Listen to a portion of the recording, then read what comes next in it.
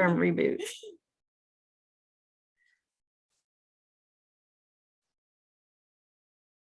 All right, y'all can see that, right? Okay. So you can see that, right? My dot loop. Yes, okay. Okay.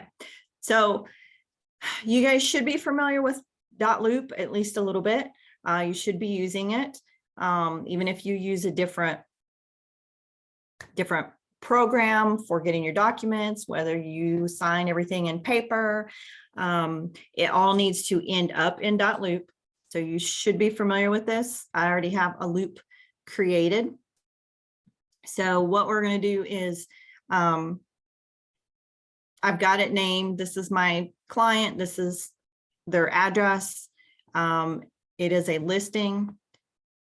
We're going to get rid of the buyer doc folder. I'm archiving this as I bounce around, just so y'all know this. It's not exactly a dot loop class, but this is where we put our forms. So we're just kind of quickly going over this. She's not going to be our buyer today, so I don't want to look at this folder. So I'm check it and then archive it. So archive it is not deleting it. Archiving is just hiding it so I don't have to stare at it. Okay, so if I want to pull it back, I can. If you don't know this, you can go over to show archived. It's going to show you everything that's ever been archived in case you need to recall it. So we're hiding it. Okay, we're going to add a folder and we're going to name it. You name it whatever you want. But this is where my listing paperwork goes. So we're going with listing docs. Today, I'm not pulling anything from email. I'm not pulling anything from my computer. I'm going to pull from templates. So if you guys have not done it this way, this is another way to pull those listing forms. When you create a loop, you do have the option to add a template to your loop that you're creating. It asks you that when you first go through the steps of creating a loop. You don't have to choose a template. If you do not choose a template, then this is what you're going to do, right? You're going to add a folder. You're going to tell it to add a document. You're going to come over and select templates. So this should be what you guys see because I am in my personal dot loop profile, so that what I see should be the same. That what I see and what you see is going to be pretty much the same. This is what you have access to. Y'all don't work Asheville, so we don't need to worry about the Asheville folders. We have dot loop checklists. I hope y'all are using them. It just kind of makes sure that you are getting all those documents in there that you should be. So I can go to the listing folder and select the most basic documents that we would typically use for a listing. Or if I don't find what I'm looking for, because this is listing for residential, if I'm listing vacant land, that listing agreement is not in this listing folder here. So I'm just going to roll down to our 2022-2023 interactive documents. And if you do not know, in July of every year, those documents, those forms are updated, and you do need to be using the most correct version. So every July, anytime you need to pull a new form for something, use the most recent ones, use the updated ones. Sometimes there's no change, sometimes there's a slight change, and sometimes there's significant differences, which can affect you and or your clients. So just make sure you're doing that. So if I needed to pull a different listing agreement, a different style, then I'm going to come from here. But we're just starting with basics. So we're going to select a few different documents that we might need, because this does go with our agreements. I want my dot loop checklist. And I want my working with real estate. We can pull that later if needed. So we're just going to roll into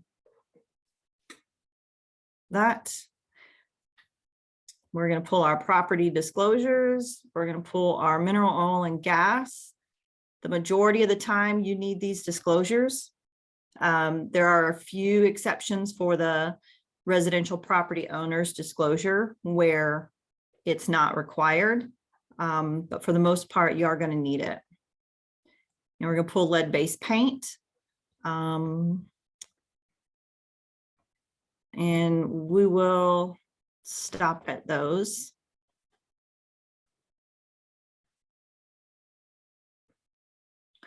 All right, and so now I've got all these documents in here. And they all say optional at this point because I have not gone into them and I have not done anything to them. So there's a few things you can do. You can add a person before you open any document. If you have a person added to your loop, it will pre-fill their information where in the fields that it should be. It should put their name anywhere where your client's name should be. It should put that they need to sign here or initial here for you. I'm not putting in an email address, but I'm going to add a name so you get an idea. I have to assign her a role. She is my seller. You can add the additional information here if you want to, as far as the address and stuff. Today we're not. Okay, so we have her in here. So now when I open a form, it should pre-fill her where needed.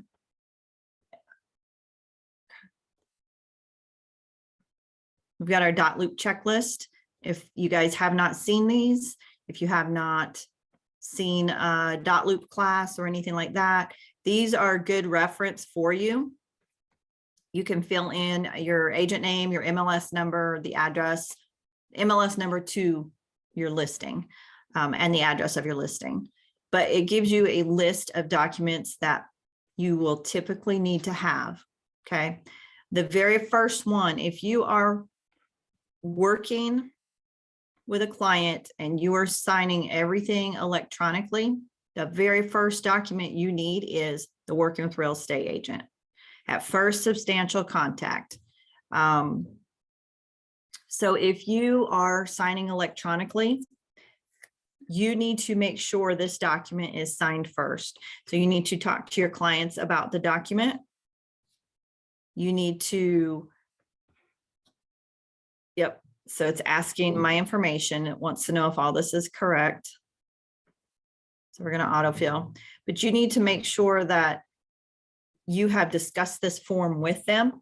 Either go over it on the phone, do it in person, whatever. But if you're signing electronically, you need to have this one signed first. Send it to them before you send anything else.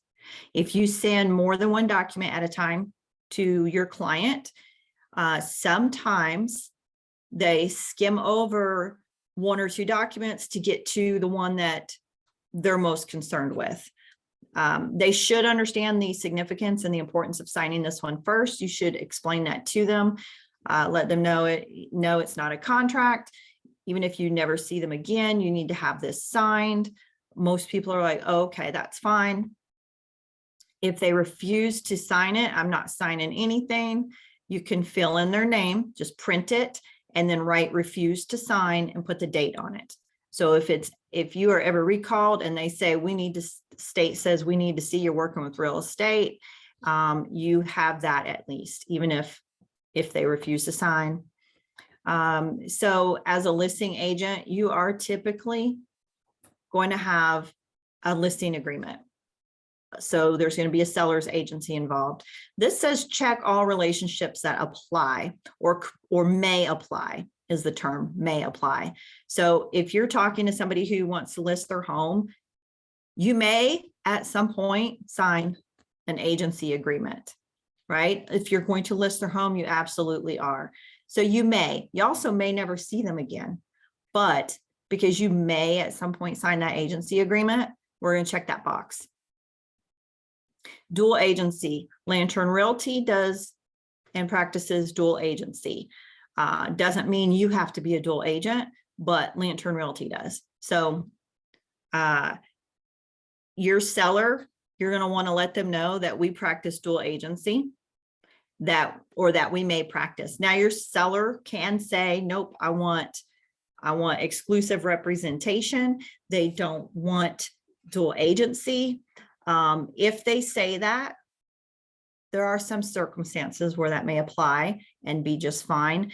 If they say that, most of the time it's because they don't understand what that means. So you need to make sure that they understand if that's what they want, exclusive representation, they need to understand that no, they cannot accept an offer from a buyer that is working with a Lantern Realty agent. Okay, that is no Lantern Realty buyers. Just like if you're working with a buyer who says, I want exclusive representation, I don't want dual agency, they need to understand, okay, that's fine. That means we cannot look at or put any offers in a home that's listed by Lantern Realty. So there is a difference. I know it's easy to get dual agency and dual agent confused. So dual agency, you could be a dual agent, but in this case, we're looking at the real estate firm being the dual agency. If they only want you to represent them and they don't want you representing the buyer as well, that is fine. So if that may be a situation that may apply, then we can select designated dual agency. Okay, so this doesn't mean that you absolutely are practicing designated dual agency, but it may apply. So you cannot have these three and then have this one down here at the same time. This is an unrepresented seller. So if you have a buyer who's going to put in an offer on a for sale by owner home, then you need to be talking to that seller and letting them know that you don't represent them. You represent the buyer. I mean, it flat out says that in here. So in that case, you would check the bottom box, and that for sale by owner is going to sign this, saying that you've explained to them that you work for the buyer and nobody else. And the rest of these boxes are not going to be checked. So a lot of people don't realize that that is an option. That is something they should do. But if that happens for sale by owner and you're representing the buyer, just pull out the working with real estate sellers form, check this bottom box, explain to that for sale by owner, you're not representing them. Your loyalty is to the buyer. You represent the buyer, and you know, just have them sign it. So that's the first thing you should have signed. So if I have a client and we've discussed all these things either in person, on the phone, whatever the case may be, and I'm going to be sending them a working with real estate, and I'm going to be sending them the listing agreement to sign, the disclosures and everything else, I am only sending the working with real estate first. If I don't have it signed in pen, and I'm sending it to them electronically, it doesn't matter what form system you use, but in .loop especially, send this first, share it. And I can't actually send it because she doesn't have an email address, but I'm going to send it. It's going to say can sign, and I'm going to put in here, here's the working with real estate agent disclosure that we discussed. Whatever the case may be, please sign it. If you have any questions, let me know, you know, etc. And then share it with them. Only send that document first. Let them know that when you send it to them, after they sign it, you will send them the next document, because there's been plenty of cases where people have checked working with real estate, listing agreement, disclosures, etc., sent them all at the same time, and their clients have gone through, scrolled past certain documents, signed or filled out other ones, and for whatever reason they didn't sign the working with real estate. And then, you know, you might not realize that that's what they did. So it has to be signed first. After they do that, you can work on the listing agreement. So we're going to open our basic listing agreement here. And because I've already added Jane to the loop, it's going to try and pre-fill stuff. So you can fill this out. I've already got myself as a listing agent. If there's a second seller, you know, you're going to put them in here. You have the option to start filling in the address. and it will search for it. But if you accidentally select one of these, it's pulling these from previous listings from all over the place. If you do this and you go, oh, that's the address I was looking for, it's going to take that previous listing agent's information and it's going to add that agent to your loop. You can do whatever you want. I just don't typically do that. I just go ahead and manually input it. And so you can start by putting the address in.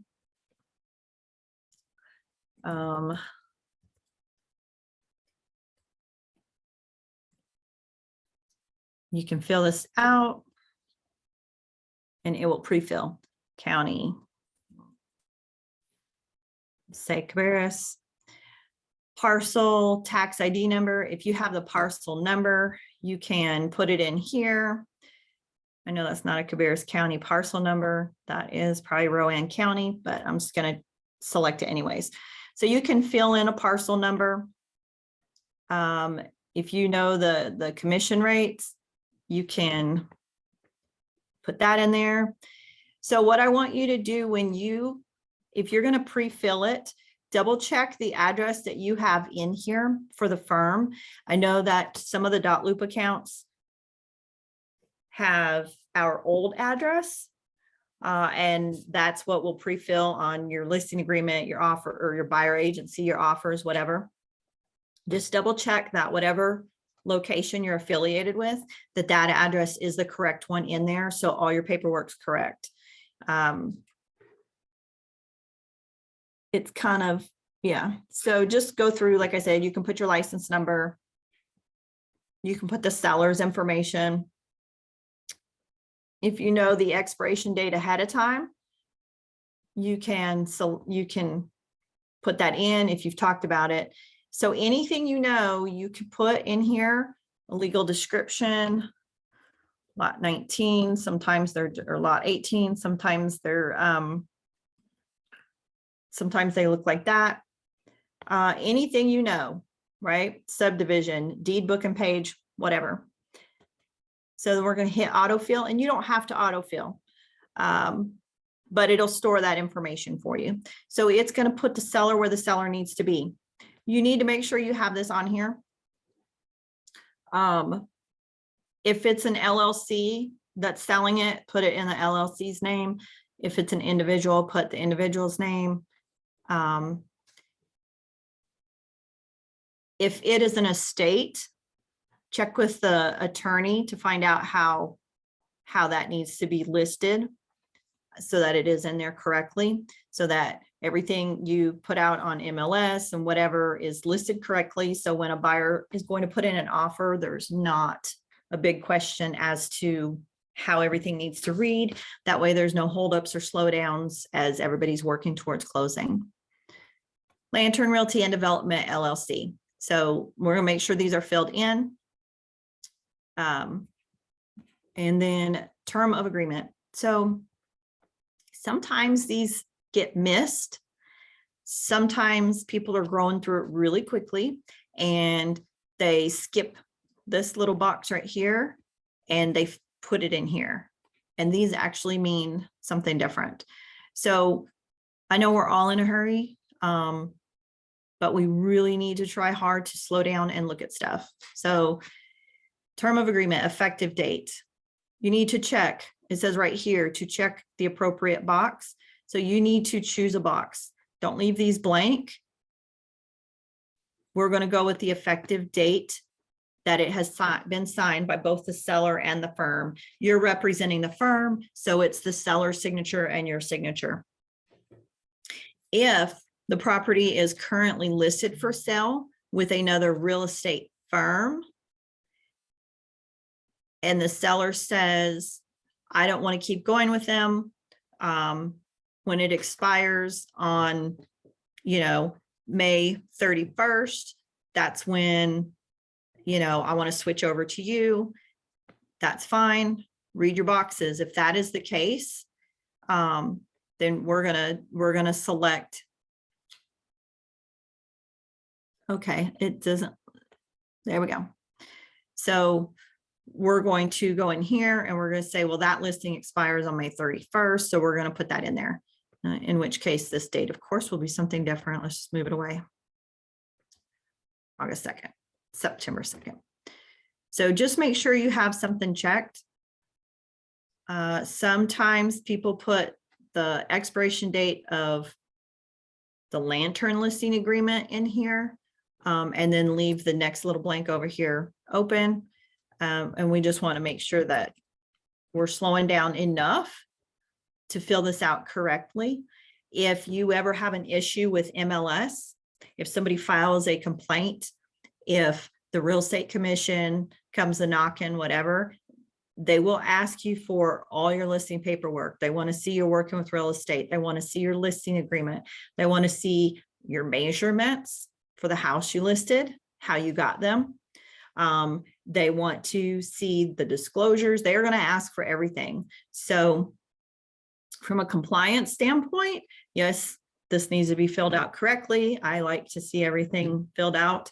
But if you ever get in trouble, this is going to help keep you from being in trouble or for being in as bad. Because if you're already in trouble and they're asking, or potentially in trouble, and they're asking for your paperwork and you don't have the expiration date on here and you accidentally put it over here when it talks about another firm having the listing and whatever, I mean, you're going to have a hard time saving face if you just have this filled out wrong. So I just really want to make sure that people are filling out wrong, that they understand it, or filling it out right. Please fill it out right.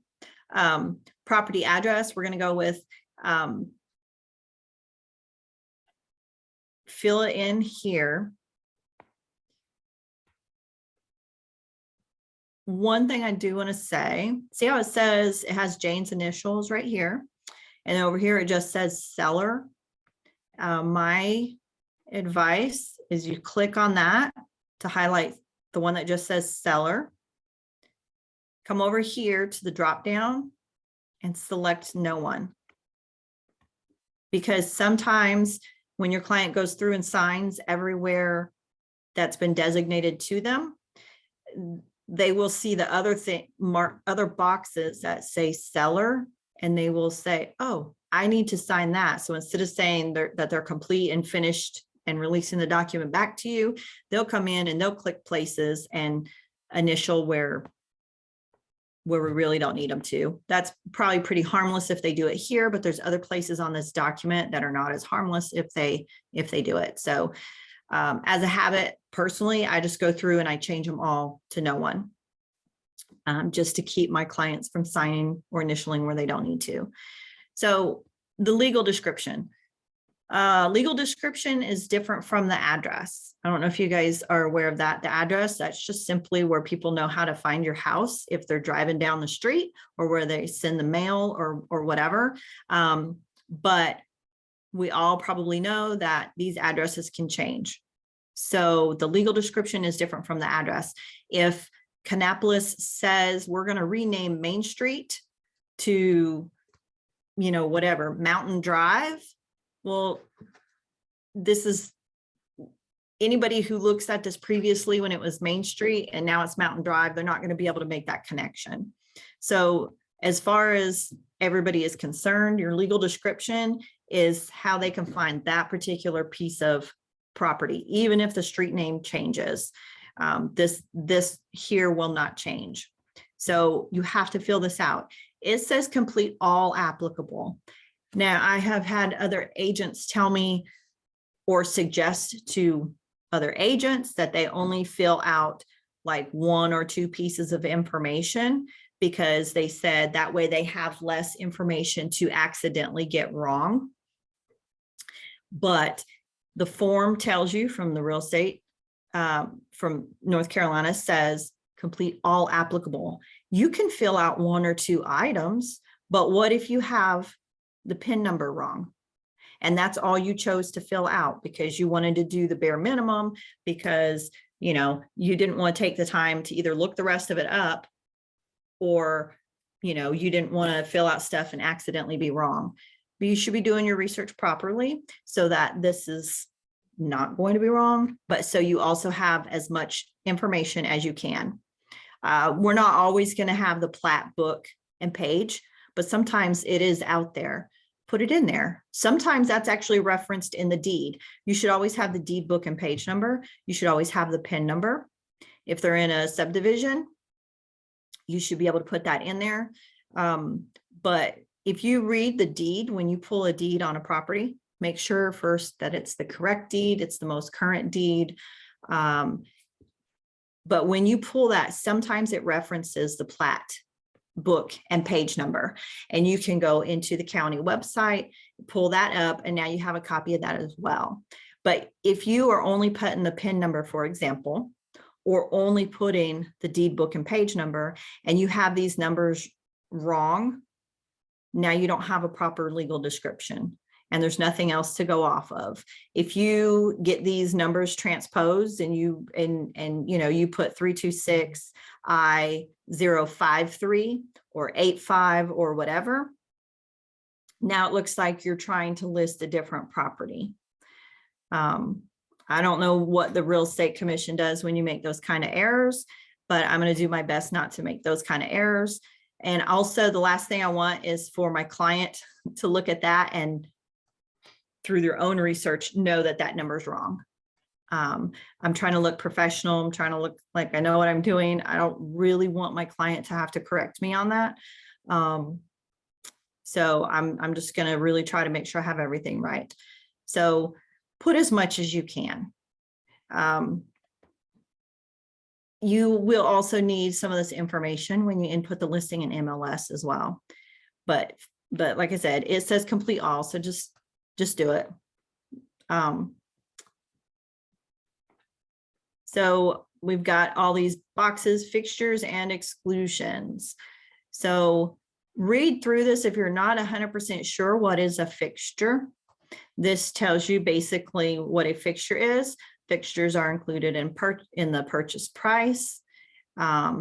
So go through here, make sure they know what it is. Go over it with your client. Ask them, is there anything on this list that you plan to take when you leave? Storage shed is a fixture, but I have seen a lot of listings, especially recently, that list that as a fixture exception on the MLS because their client is taking their shed with them. So you need to find out. Don't think your client knows. Don't assume they know. You need to let them know that each of these items are fixtures. If they choose to take any of these items with them, you need to know so you can mark that on MLS, or suggest that they remove it before it goes live or switch it out with a different version of whatever. If they absolutely love their stove and they're taking it with them, then either suggest they replace it with a different stove now, or put that in your MLS that it's an exception. It will be replaced with a different stove. Please don't fall in love with the stove, whatever. But if they just assume they can take it with them and you assume they know they can't, there's going to be some pretty upset buyers when they go to move in and the stove's not there. So just make sure you understand what's a fixture. Read through it. Read over it with your client. Unpairing devices. Everybody's got smart everything and cameras and thermostats and whatnot. So make sure that you go over that with your seller, that if they have any of these things, they need to be prepared to, to unpair things, to close accounts on their Ring doorbell, for example, whatever at closing. Again, I'm going to switch my seller tab to no one because I don't want Jane to initial because it's just going to look silly. Items leased or not owned. You're going to scroll down and you're going to read this to your client. Make sure they understand. Do they have any satellite dishes, appliances? Some people lease their appliances from places. So if that happens, they're going to either want to replace them or talk to whatever company they're leasing them from and find out about paying them off at closing or whatever. So if that is the case, then you need to fill in whatever those items are, right? You're gonna put whatever in here that applies. If nothing applies, you want to come in here and you can put an A or you can put none. Don't leave it blank, because if you leave it blank, we don't know, did you go over it with your client?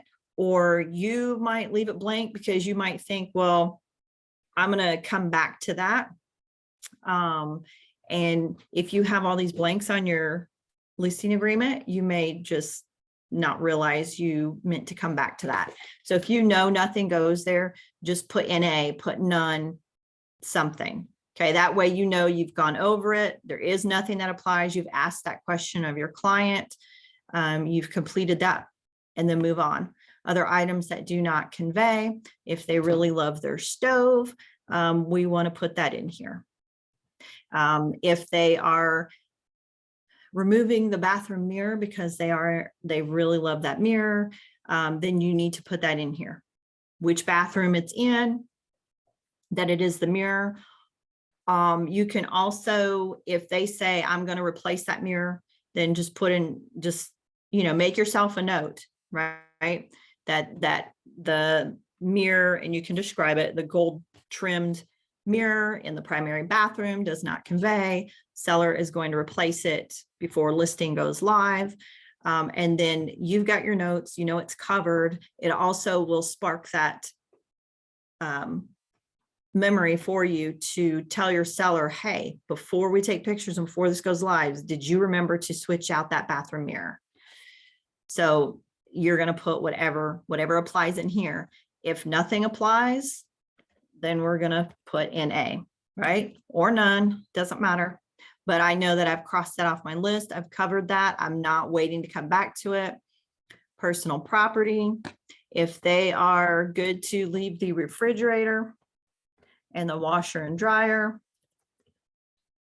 Is that used by refrigerator? Yep. Then we're going to put that in here. Save. If they are not leaving anything, then again we're just going to put NA. And for some people that's negotiable. They might say, well, I was going to take it, but with a good offer I'll leave it, or if the buyer asks for it, I'll leave it. You can put those notes in here too. With a good offer, they'll leave the refrigerator, washer and dryer, whatever. Home warranty, my seller is not going to volunteer to pay for a home warranty, so I'm going to put no. That doesn't mean they can't do it. So if they get a good offer, if the buyer asks for it and they're fine with that, that's a whole nother story, because that's negotiations on your offer to purchase.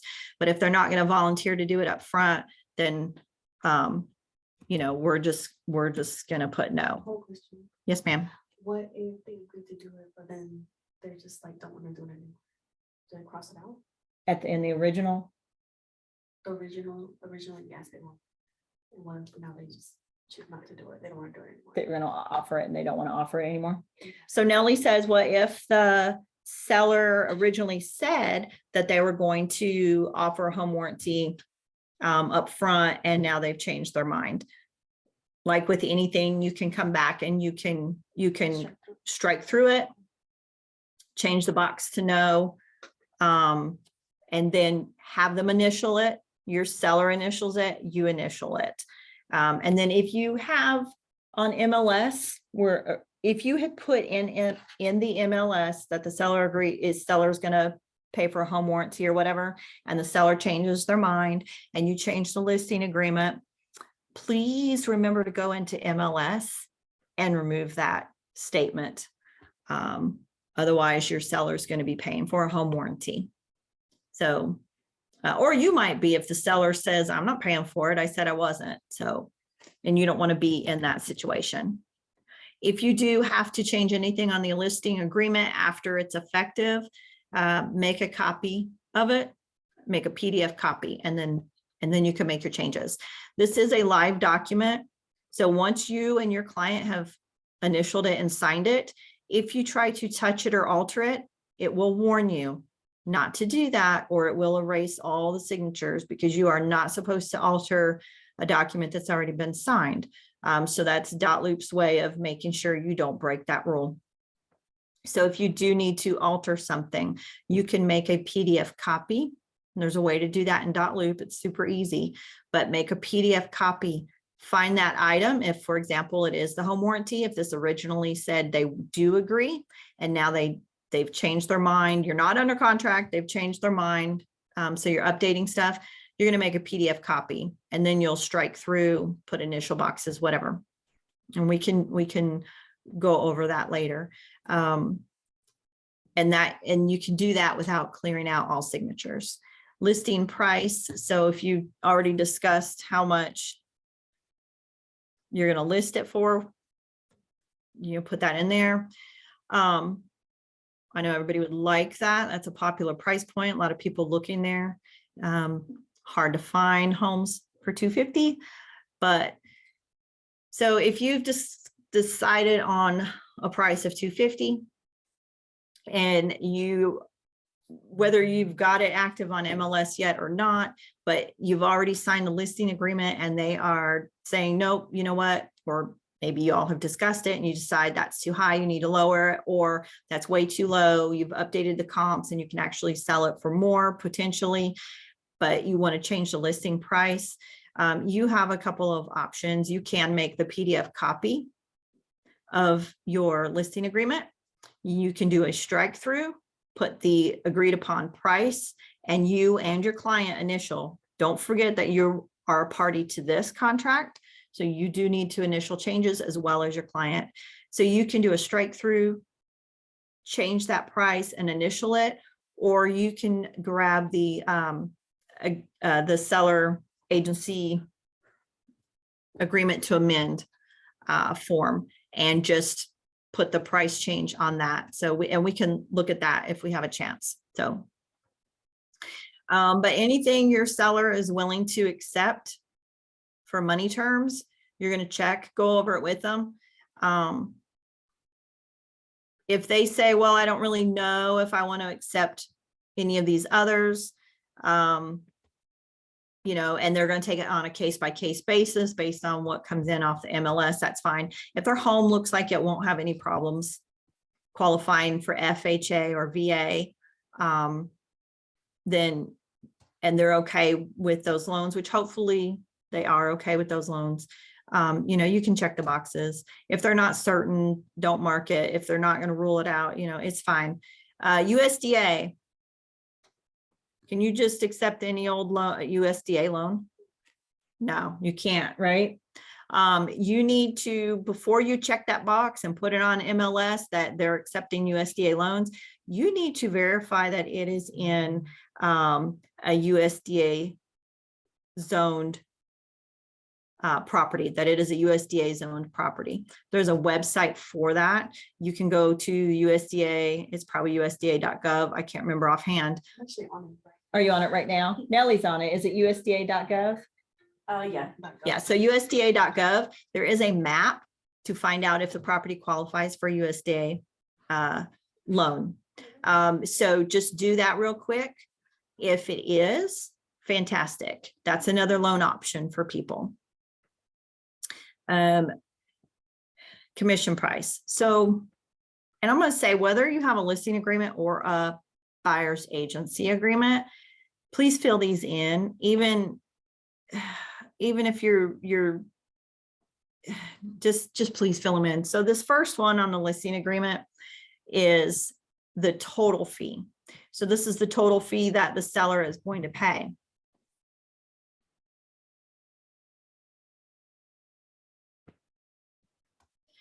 So the commission,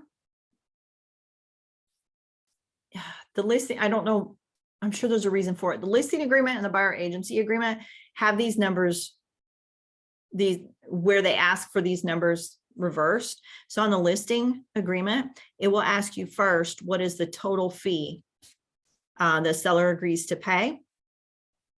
And if you have discussed 6%, if you've negotiated 5%, 5.25, 3%, whatever you have talked about and negotiated with between you and your seller, you're going to put that in here. So that is typically, it is the total. So I'm getting ahead of myself. Sorry. Put that in here, 6%. Or if they agree to a flat fee. Sometimes sellers say, I'm not paying anything over 10,000, and you can split that however you want. If it's not a percent, then put that 10,000 in here and just put NA under the percent. I don't like to leave blank. So if it's a percentage, then I'm gonna jump down where the dollar amount would go, and I'm gonna put NA.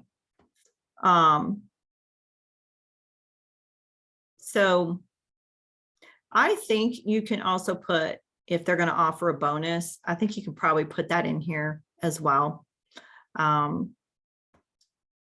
Fee earned, this goes over when the fee is earned.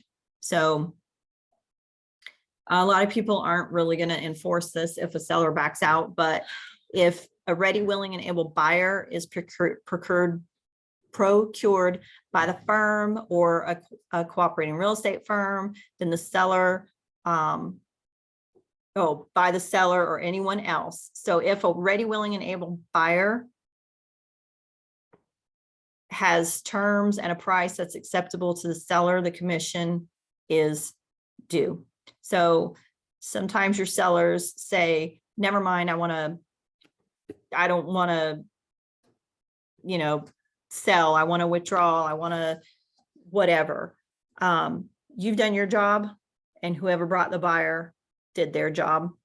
If you really wanted to push it and force them to pay your commission at that point, even though they're going to back out and whatever, you can do that. I don't know what kind of time and money and effort goes into trying to collect that if the seller doesn't want to. So sometimes you have to decide, do you want to just cut your losses and let them go? Or do you really want to push it, take it further, and make them pay the commissions that were earned? Now, if you close on a property, they need to pay those commissions, but some sellers, they just change their mind. They may have offers for over asking price with great terms, and they just go, you know what, I'm just gonna take it off the market for a little bit. So, you can push it, or you can just let it go.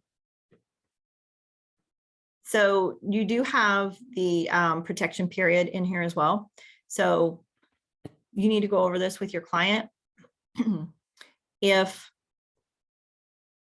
within, say you have 45 days, say you put 45 days. So in your protection period, if within 45 days of say your seller says, never mind, I'm just not going to do this anymore, and you guys terminate, and within 45 days or less, they all of a sudden have sold their house to, say, one of the buyers that looked at it, you can at that point go back and let them know they are obligated to pay your commission because you did your job. Sometimes people will do that so they can save money and not pay the agents, which is really just not nice. It's just not nice. So we have a protection period. So if anything happens, you've earned it, and you can push for your commission. So these days, go over that with your clients, put something in here. If you don't care and you're like, if we cut our losses, I don't care, then put 0 days, whatever. But put something in here, make sure your client understands that, look, if for whatever reason we walk away from each other and we don't close this property, and you sell it within X time to, for example, one of the buyers that looked at it, I've still earned my commission, you still have to pay. So otherwise they're going to see that as sneaky, even though what they were doing might have been sneaky as well. But it's going to go over all of it's going to go over when you've earned your commission, and you need to make sure you're talking to your client about that as well. Typically, all of the money that you've earned, everything gets dispersed by the closing attorney in the name of the firm.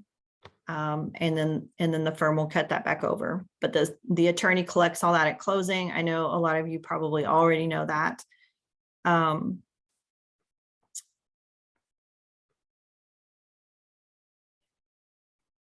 Any bonuses, compensation, incentive, anything like that offered to the firm. The seller, it says the seller will permit the firm to receive any bonuses, compensation, incentives in addition to the fees. Everybody just kind of needs to know that there is extra compensation. You have to inform the other parties that there is additional compensation, or you have to inform your client as well. So cooperation with others, or with other firms. So you need to put something in here. We don't work with sub-agents, seller sub-agents. We just want to stay away from that liability risk.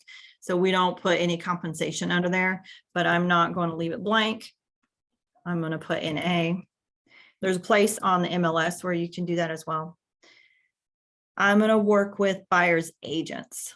I want to make sure everybody's fully represented, less chance of liability, less chance of being sued or having a commission complaint against you. So I'm going to go in here. We collected 6%. I'm going to split that equally. Some people do split it differently. They might only offer 2% or 2.5%. Everybody has their reasons for doing that. But in this scenario, we are just going to split it equally. We know buyer's agents, and if you work as a buyer's agent or have, you know that buyer's agents spend a lot of time, money, and gas trying to find properties for their clients. They put in a lot of work, especially if they've had to put in several offers on properties and haven't gotten anywhere. So buyer's agents, they work really hard. You work really hard as a buyer's agent. So I'm going to say in the majority of cases, it's fair to split that. I know as listing agents, we do have expenses. We a lot of times get professional photos done, professional measurements and floor plans. We might spend extra on advertising and stuff like that. Kind of goes with the territory of listing a property. You can either work out where you have your seller reimburse you for that if you want to do that. Or if you really feel like you want to be paid for that, you know, you could, at that point, I've seen it done, adjust the compensation to where you only offer the buyer 2.75 because you figure that 0.25 difference will help make up for the extra expenses you had. Everybody has their different reasons for putting different amounts here. So these are not set in stone. They are negotiable as well. But in this case, we're just going to split it equally, and it's not a flat fee. So I'm going to put in A. So a lot of times on land, you will see flat fees. On land, you might see 5% compensation offered to the buyer, or you might see a flat amount of $1,500, for example. And that's fine too. So if you are going to do a flat fee amount, you know, just put it here and then just put in A over here in the percentage. Firm duties, it's basically the same thing you're going to go over when you talk about you're working with real estate agents. Form with your client. You should have this in your listing presentation. You should go over what you're going to do for the seller, what your duty is. We're going to do our best to find a buyer for their property. And that can be different means. Of course, that's the MLS, that's signs in the yard. You might do mailers. You might door knock, whatever the case may be. You're doing your best effort is what you're telling the seller, right? They're paying you really good money to sell their house. I know we have a lot of expenses that don't get accounted for. Nobody realizes all the fees we have. We have to provide our own insurance. Nobody pays our insurance for us. And there's a lot that goes into that, but, you know, so in any case, we're doing our best to help find a buyer for them. Disclosure of material terms of offer. We are going to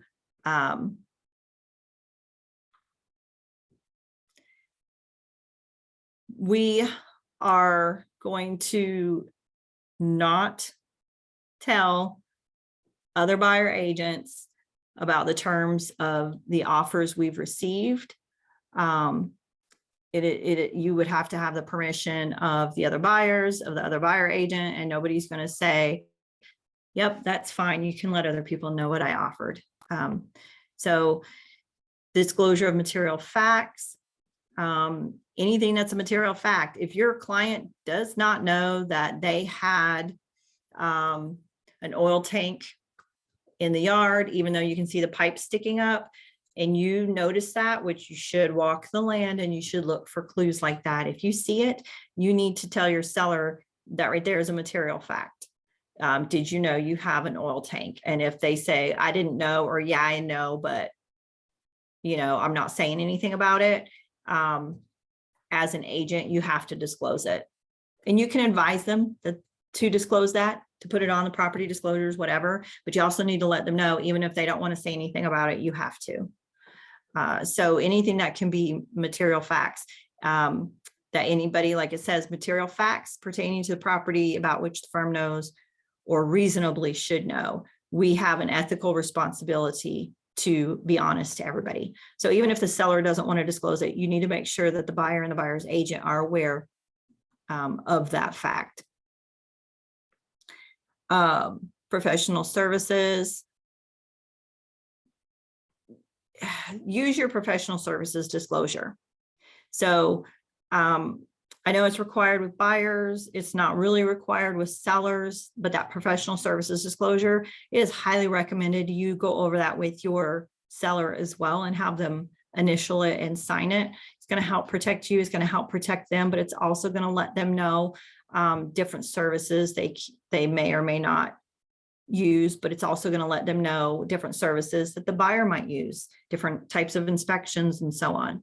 So it's basically just, you want to do your best for your client. You want to make sure they understand what's to come, what could come, what they can do. So providing agreement to a listing service.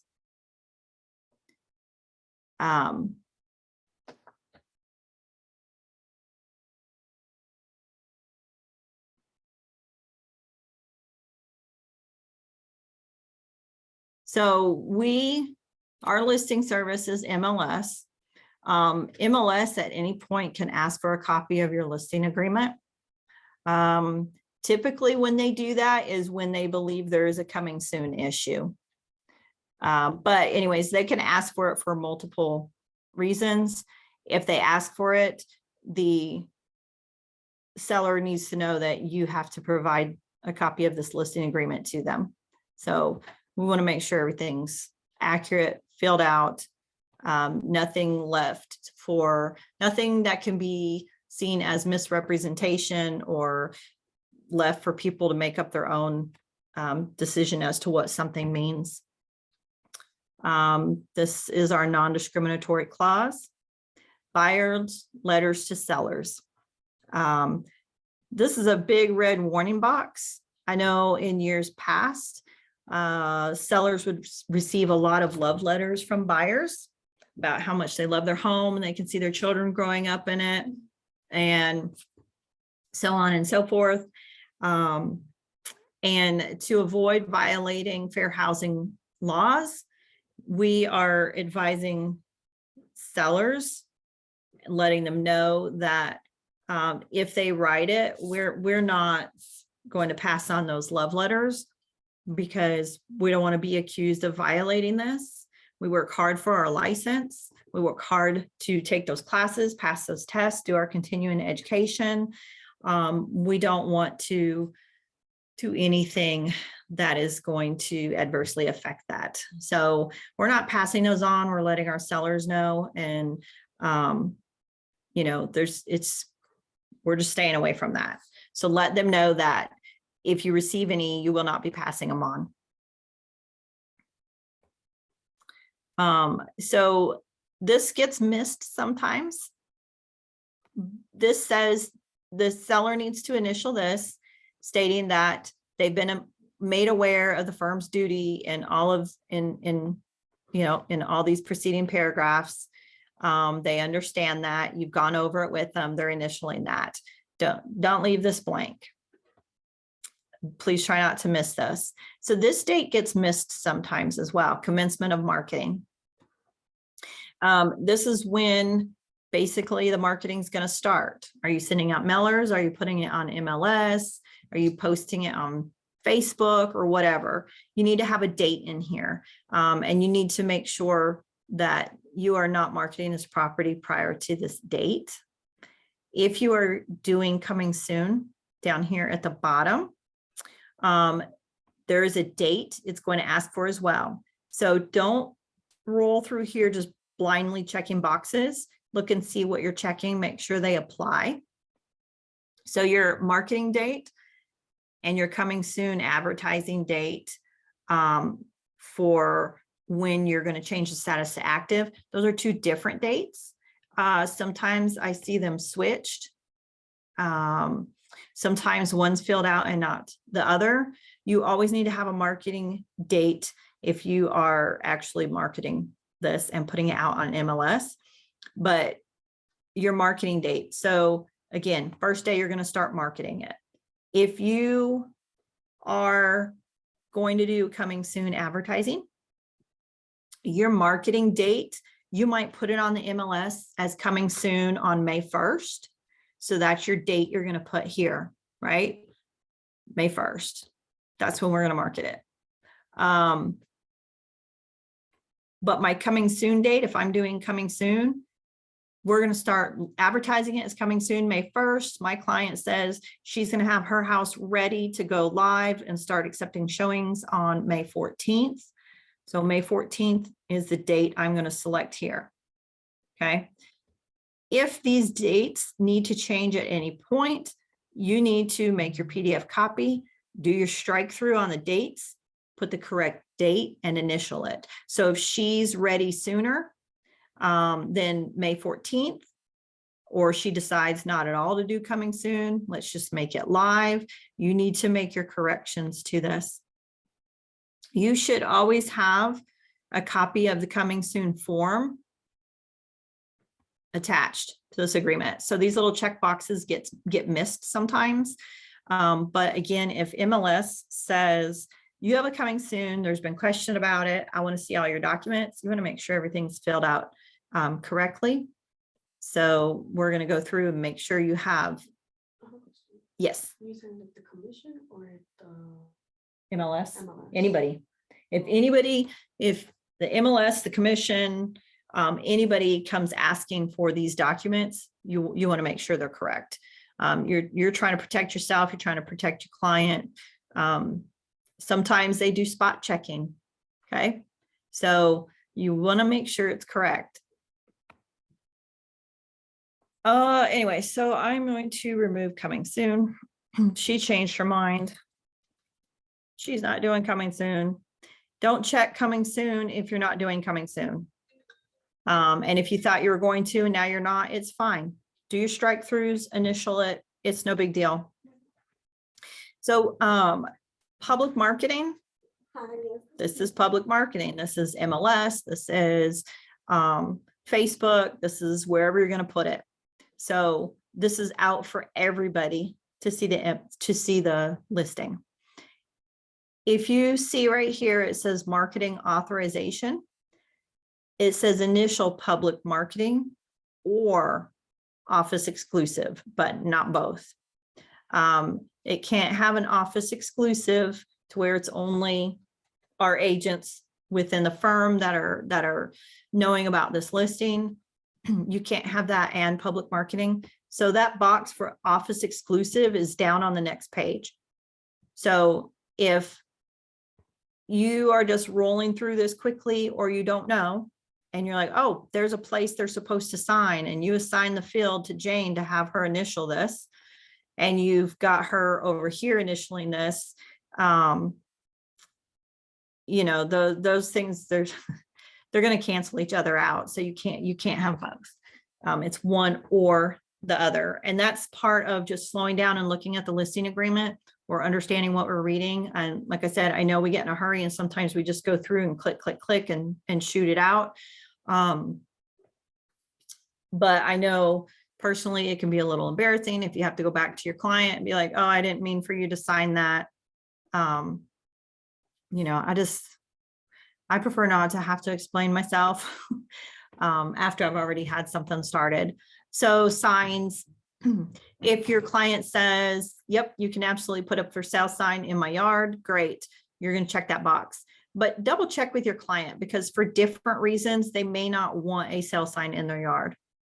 So talk to them. If they say, nope, no sign, I don't want my neighbors to know, or I don't want strangers knocking on my door because they see the sale sign, whatever the case may be. If they say no sign, don't check that box.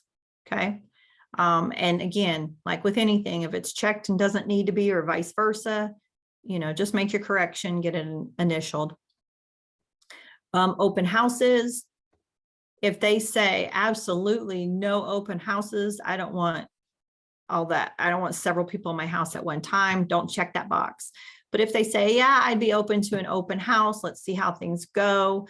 You know, if they might want to do an open house, I'd go ahead and check it, just so that option's there. If they say absolutely no open houses ever, don't check that box. That'll also help you remember they said nope, just let it go. Advertising other than on the internet. I know there's a lot of advertising on the internet, but some people do mailers, some people do door knocking. So these are different forms of advertising that are not on the internet. So if they're okay with you doing stuff like that, then go ahead and check that box. And most people are, because they're listing their house because they want to get it sold. So most people are not going to have a problem with you, you know, sending out postcards saying their house is for sale, or like I said, door knocking or whatever. Internet advertising, that is pretty much everything nowadays. So it's going to go on the MLS and it's going to roll over to realtor.com. It's going to roll over to that other for sale website that we don't like to mention. That's going to be everybody's Facebook account, their Instagram account, you know, whatever. That property is going to be everywhere. So they need to be aware of that and make sure they're okay with that. And hopefully they are, because you want to be able to have this on the MLS and let it go out everywhere. If they don't, there is an option on MLS for it not to send that information out to realtor.com, etc. But that really limits their chances of getting it sold, or how quickly it'll get sold. I was gonna ask, if they do opt out on the internet marketing, would that include MLS? Like, I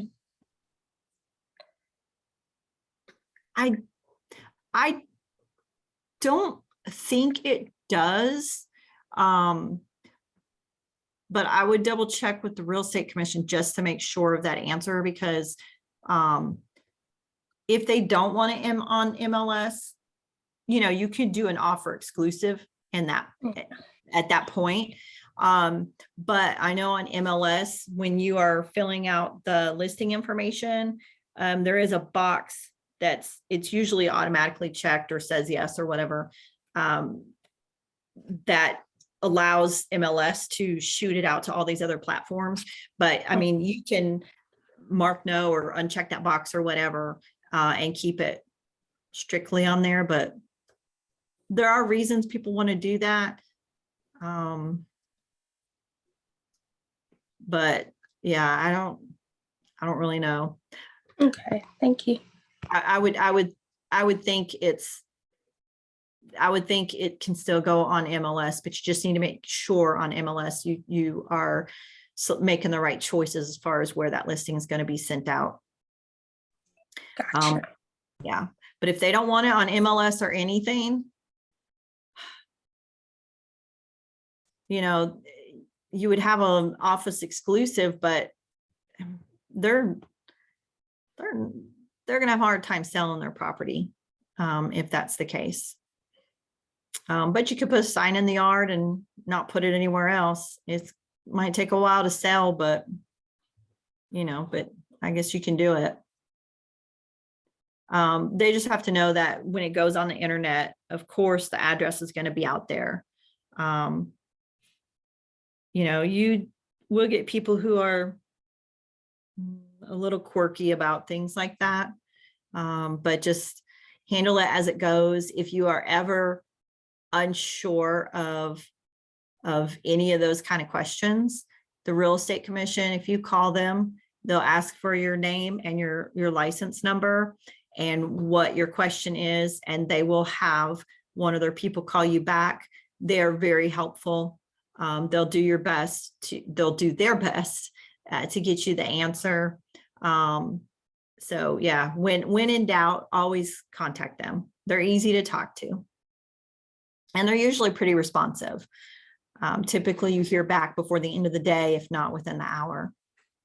So, and it says right here, there is a form 105 that can be used to limit or prohibit internet advertising, and explains those limitations. So form 105, I'm not even sure if I've ever pulled that form up. So if that actually, Alasia, if that does come up, you can just pull that form and just kind of go through that. That might help clear some of that up too. But like I said, the real estate commission, they're a good source, a good source of information for you. Gotcha. So we're going to go through here. We're not doing an office exclusive. If you do an office exclusive, you need to make sure you understand the rules. You also need to go into the MLS under resources tab and canopy forms. And when you pull up the forms, there is a place for exclusive listings. There is a form that has to be filled out and signed by you, your seller, and the broker in charge. That form says member participant, but that is your broker in charge of whichever office you are affiliated with. So, and it explains, what that's going to mean if it is an office exclusive. So you need to have that form filled out. And then you need to make sure you understand those rules. Within 2 business days of signing the listing agreement, you need to electronically fill out it's not exactly a form. It's just a couple of questions for the property address, who your BIC is or whatever. And it's basically letting them know that you are doing an office exclusive, because should they decide to ask for that form stating that it's an office exclusive that is signed by you and your client and the BIC, you'll have that ready. But it also says that when the property closes, that you will go into the MLS and enter that information at that time. A lot of people use that for comps. So, but you need to understand, you can't just select office exclusive and not have to do anything else. You do have to do stuff with the MLS still, because we are in agreement with the MLS that when we take on a seller, we are going to market it on the MLS, and we're going to do this, that, and the other thing. So if we decide to change that format, then we need to let them know. What was that? Is that why on some sales it says non-MLS sale? If Where it's do you only see that? office exclusive and then it sells, and then you just said that some Oh. people use it for comps. Is that why on some of them, whenever you look to see who those? It'll say non-member. Or non-member. Yeah, Non-member. Yeah. So on MLS, yeah, it can be. So on MLS, when a property is closed, we're used to seeing who the buyer's agent is at that time. But sometimes it does say non-member, and it can be for that purpose if it's just a comp entered for comp sales. But it also could be that agent, it could be a buyer's agent who is not a member of Canopy MLS. Maybe they're only a member of Triad or one of the coastal ones. So there, you would put non-member in there as well. So yeah, if you do anything out of the ordinary, there's probably a form for that. So you need to look into that. This just lets them know that we have to submit our listing to listing service, which is MLS. And within one business day, sometimes within an hour, it is out there everywhere. It is realtor.com. It is, I think homes.com is another one, you know, and the big Z is another one. It will be all over. This box gets missed. Ask your client, make sure they're okay with a lockbox.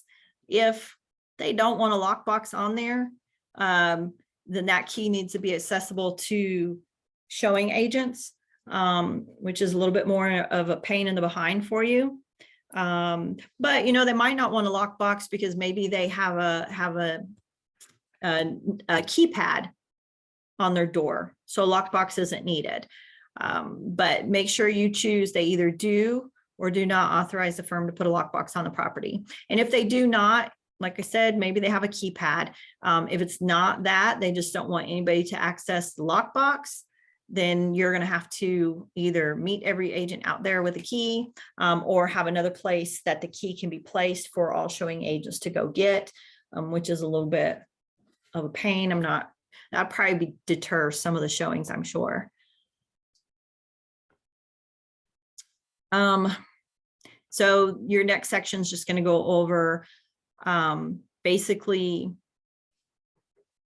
we only have so much control of people accessing that lockbox, what happens during showings, open houses, etc. And we only have so much control over the correctness of the information that's out there on the internet. So they just need to, it's just another disclaimer. They need to understand that, you know, there's just certain things we can't control. So another reason you need to make sure your information is correct, because it is going out there.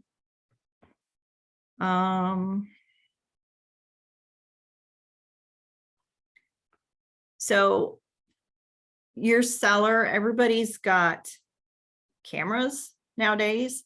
Let them know that if they have a Ring doorbell, if they have cameras throughout their house or whatever, that when there is anybody in their house for showings or open houses or inspections or anything like that, they are supposed to have no audio, so they need to turn it off. You can ask them to turn the video off, which they probably aren't going to, but you definitely need to make sure they have the audio off.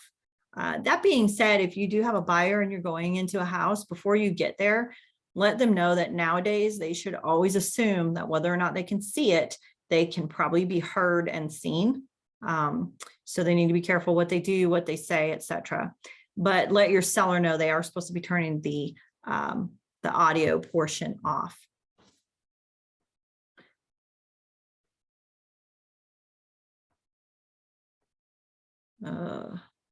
What if they can't turn the audio off?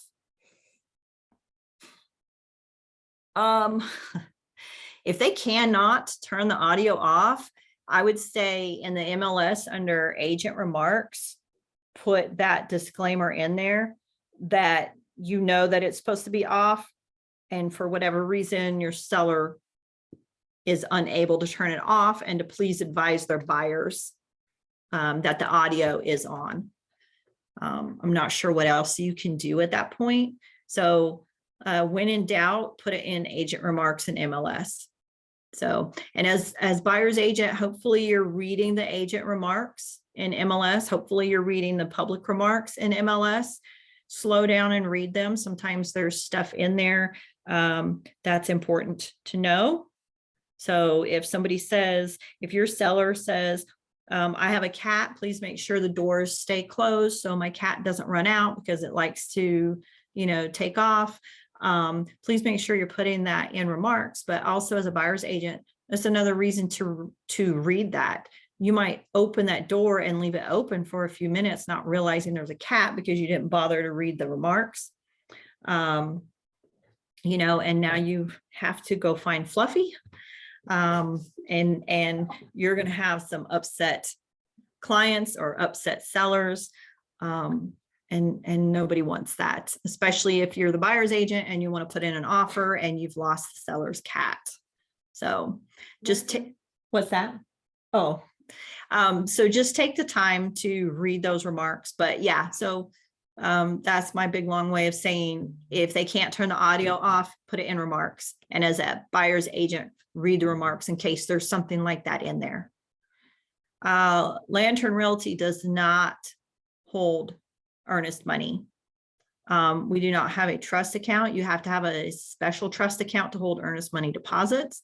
We do not do that. It is just too risky. A lot of people get in trouble for commingling the money in their trust accounts. And there's just another liability we just don't want to be a part of. So, and a lot of firms are going away from holding earnest money. Typically that is going to be, if you don't know, as a newer agent or whatever, typically the closing attorney will hold the earnest money. Most of them have the trust accounts for that.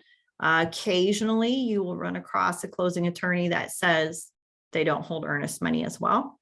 That's a little bit more rare, but if you do happen to be writing up an offer for your buyer, don't assume that the other firm holds the earnest money, and do not put Lantern Realty as the escrow agent. There's a place on the offer for escrow agent. We don't hold earnest money. Anyway, so we do not hold it. So we're going to check that little box. Let's make sure we have this correct, seller ownership, because some of what you put on MLS is going to come from this listing agreement. So these are questions on the MLS when you input a listing. Has the seller owned the property for at least 1 year, for less than 1 year, or they do not own it yet? There's different reasons a seller may be selling a property they don't own yet. They can be legit and they cannot be legit, but in any case, it is an option on here. But hopefully you don't have to deal with that. I'm more of a skeptical person. So when I see that, I always question whether it's legitimate or not. But so they've owned it at this point. She's owned it for at least 1 year. So we have that on there. Also, while we're in this, I know you guys have seen this come up a lot with the different alerts and warnings that are going out there. If you are going to list a property, you need to meet that seller. When you list a property, you need to be out there. You need to walk that property. You need to look at that house inside and out. That is what you are supposed to do as an agent. You are not supposed to list a property you have never seen. But yeah, so check out that property, but meet that seller. You can Google it. You can probably look on the MLS news and alerts, and they go over it as well. I know Chris posted something on Facebook that one of the attorneys sent him about seller scammers. So meet them, ask for their ID, double check the deed, the tax records, like do your due diligence as a listing agent. So we're going to roll down bankruptcy. You need to ask your sellers. It is uncomfortable to ask them if they are under bankruptcy protection, or if they are contemplating seeking bankruptcy protection. I know it's uncomfortable. You feel like you're asking too many personal questions, but you need to know because you need to have this listed right. So just ask them. They'll understand if you're going through the form and letting them know these are things that you need to know. So just don't hesitate to ask them. Do not assume you know an answer and just check whatever. Access to the property. So you need to ask if to access their property, if there's an easement, or if there's a neighbor behind them that has an easement on your seller's property to access their house. You need to be asking these questions. Find out if there is an agreement, if there's written access, whatever. So don't ever make assumptions. That's the one thing you should not do in any aspect of real estate. Do not make assumptions. Find the facts. Manufactured mobile home, complete only if there's a mobile home on the property. you're gonna get the VIN number, or there's other description, year, model, and so on. Go through. If there is not one on there, I'm going to put in A because I know I've asked that question. I know there's not one on there. I'm just not forgetting about it. I've already cleared that question. Owners Association, you complete it only if there's an owners association. Again, if I know I've asked that question and she's telling me no, there's not, I'm putting in A in there because I know that I remembered to ask. Well, more in A, so we're going to go through all of that. Receipt of sample forms. You are supposed to, whether you're working with a buyer or a seller, you are supposed to supply them sample copies of forms so they are familiar with them, so they can ask any questions if they have it, just for them to review. So two of those forms is the offer to purchase form. And you can give them a sample copy. You can run over it quickly with them, or if they have any questions, obviously let them know that you're always available. You are supposed to give them a sample copy of the professional services disclosure. Don't check those if you don't give them. You can just share them with them. You can give them paper copies. Usually when I share them through Dotloop, for example, I will go into the sample copies and I will go in there and I will add an initial box. I don't know if it'll let me do that with a live document. Yep, it will. Okay. So I will, if this was a sample of an offer to purchase, I would drop an initial or a signature box on it, assign it to my client on the sample form, not on this form, but on the actual sample form. I'm going to drop an initial box so that when I share it with her and she opens it, she has to initial it, acknowledging that I have shared that with her. That's not required. That's just a way for me to show I did share it with her. She did at least open it. Whether or not she read it, I don't know. I can't control that. But I at least shared it with her, and she initialed acknowledging I shared it with her. Flood hazard disclosure. If you have a seller, they probably know whether or not they are in a special flood hazard area, because if they are, their current lender will be requiring them to maintain flood insurance. So they should be able to answer this for you. Whether or not they are truthful, that's another story. We hope our sellers are truthful with us because we strive to be truthful with our sellers.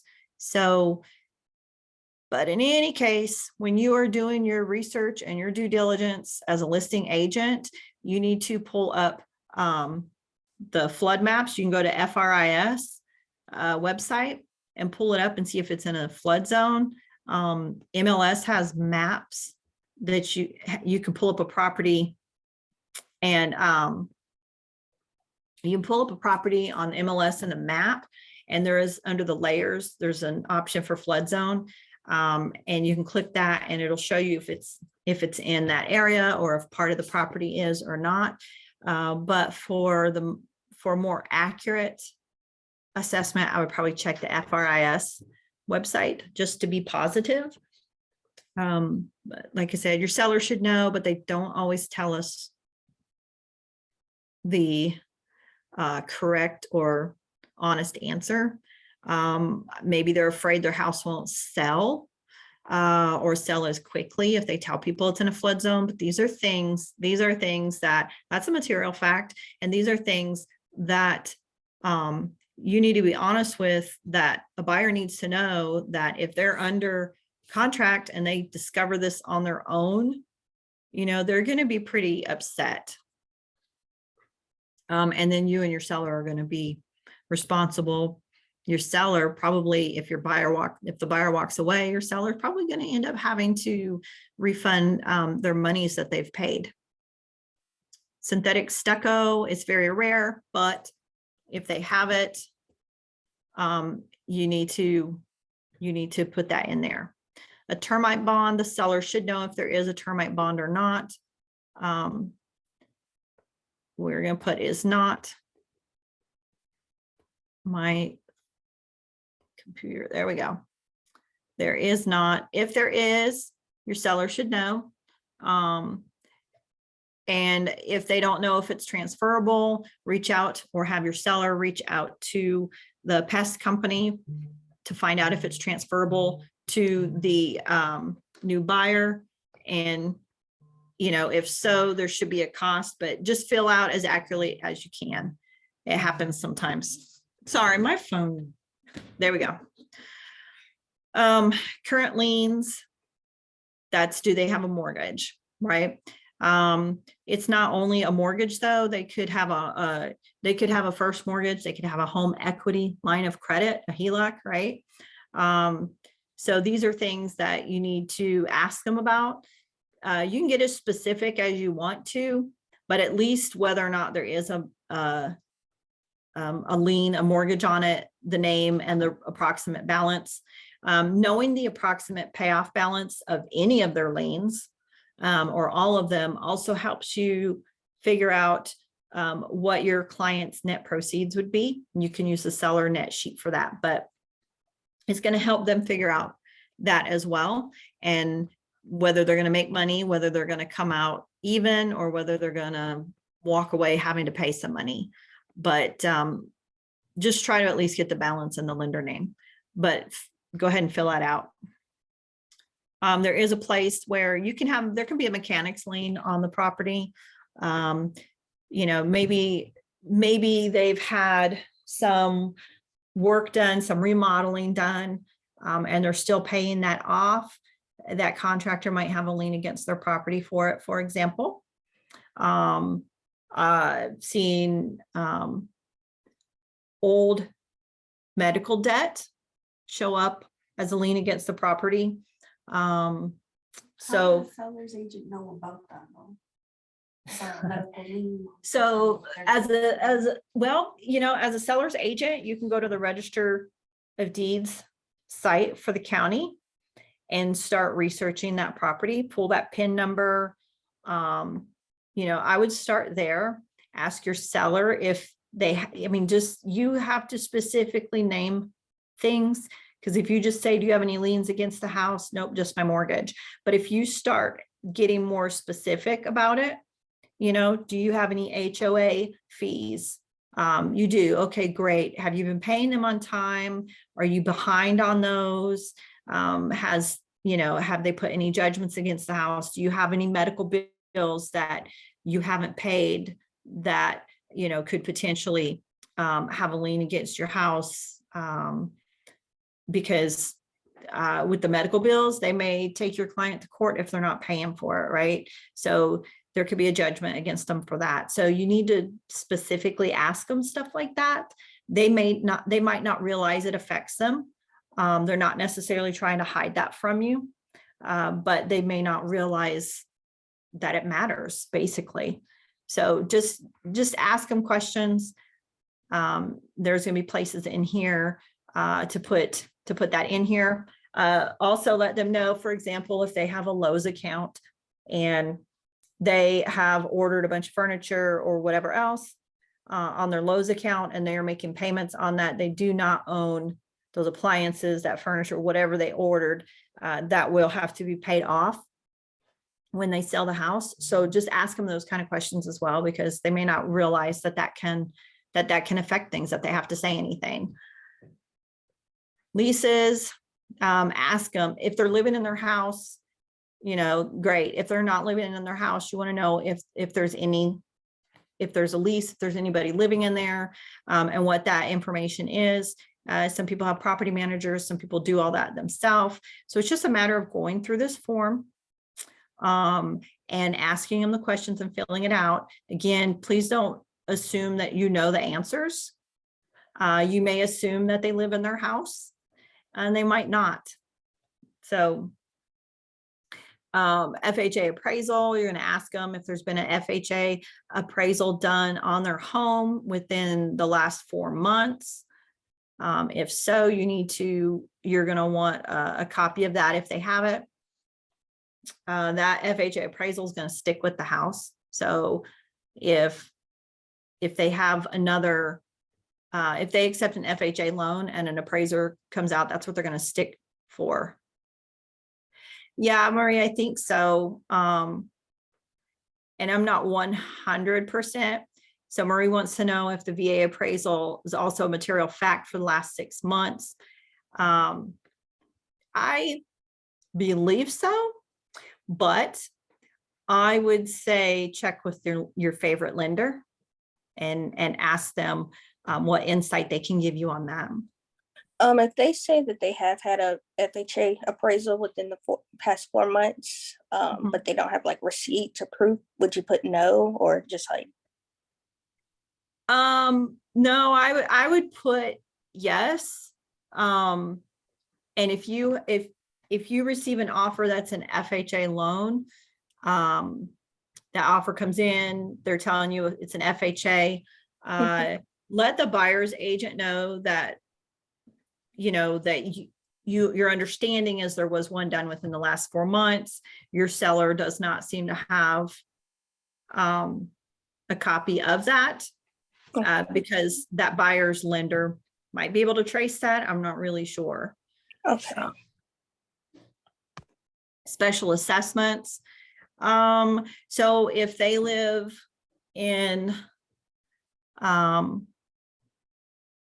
okay, so if they live in a neighborhood and they need to redo the pool and the HOA has said, we're charging all of our homeowners X amount of dollars for that pool repair.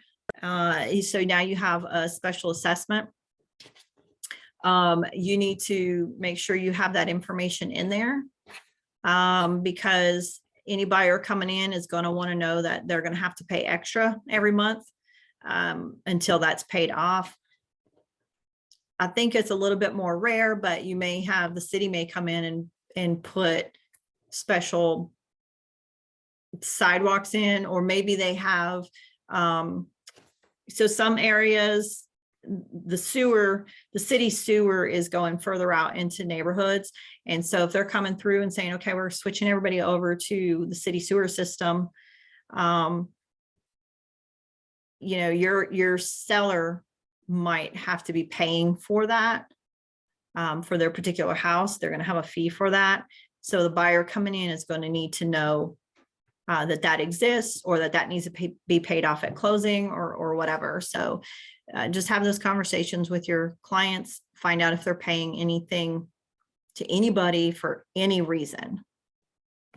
Fuel tank on a property. A lot of the older homes have those oil tanks. Sometimes they're in ground, sometimes they're above ground.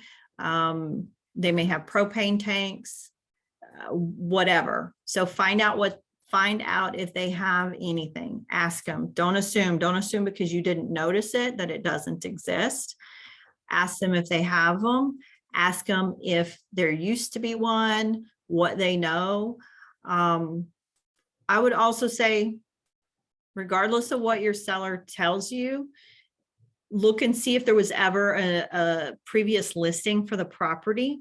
Pull up those old MLS listings and look and see if any of those mention it as well. I do that with everything, not just for fuel tanks, but a lot of times I'll pull old MLS listings to see if there's anything I need to know about that maybe my current seller doesn't know about, or maybe they're just not telling me about. So look, ask your questions, fill it out the best of your ability. Seller's duties, they're going to fill out that property disclosure unless they're exempt from it. If they've never lived in the home, they're not required to fill it out. If it's new construction, it's not required to be filled out. Real estate commission, you can find a list of what is exempt from those forms, but their duty is to fill that out and to fill it out to the best of their ability. They can mark no representation, but it's best to be honest up front, fill out what they know so that there's no surprises when it is under contract. And I know that as buyer's agents, we like to be able to pull up a property disclosure and actually see information. So sometimes maybe they've had their roof replaced 2 years ago and for some reason they just don't fill that out. I don't know why, but just advise them to be as honest as they can. And also remind them if they don't fill it out and there's something in there that could be material fact, you have to. But some of those questions are also going to be the same as like with the HVAC questions. You have to fill that out on the MLS anyway. So talk to them about it. What type of HVAC system is it? What kind of fuel does it use? Is it electric? Is it natural gas? Whatever, because you have to put that in the MLS as well. And also it's just a lot easier if what they put matches what you put. And if what they answer is different than what you think it is, y'all need to find out what the correct information is. But yeah, so they're going to fill that out. So if there's any encroachments on their property, if they have an easement for the neighbors, anything like that really should be in there.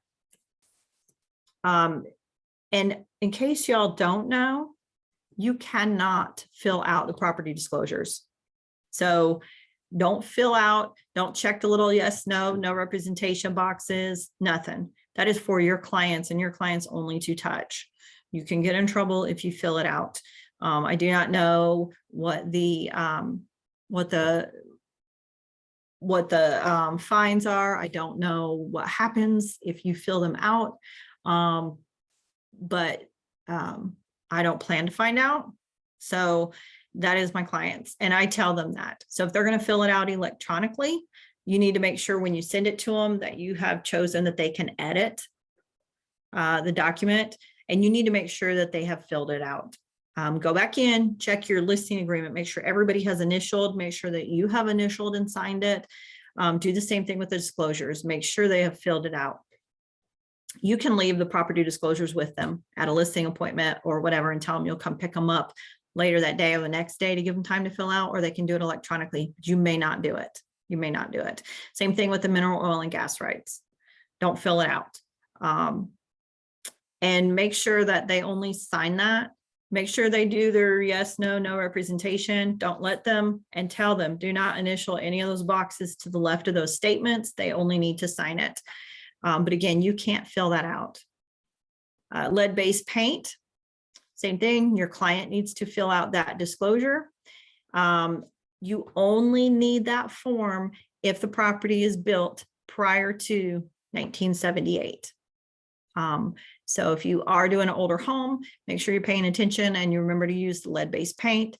That way, when you have the property listed, you don't have to remember that you needed that form when the buyer's agent asks for it. You want to have that ahead of time. So the property is supposed to be available for showings, for inspections, reasonably available for all that information. Existing utilities, let your seller know those utilities need to be on and they need to stay on until closing.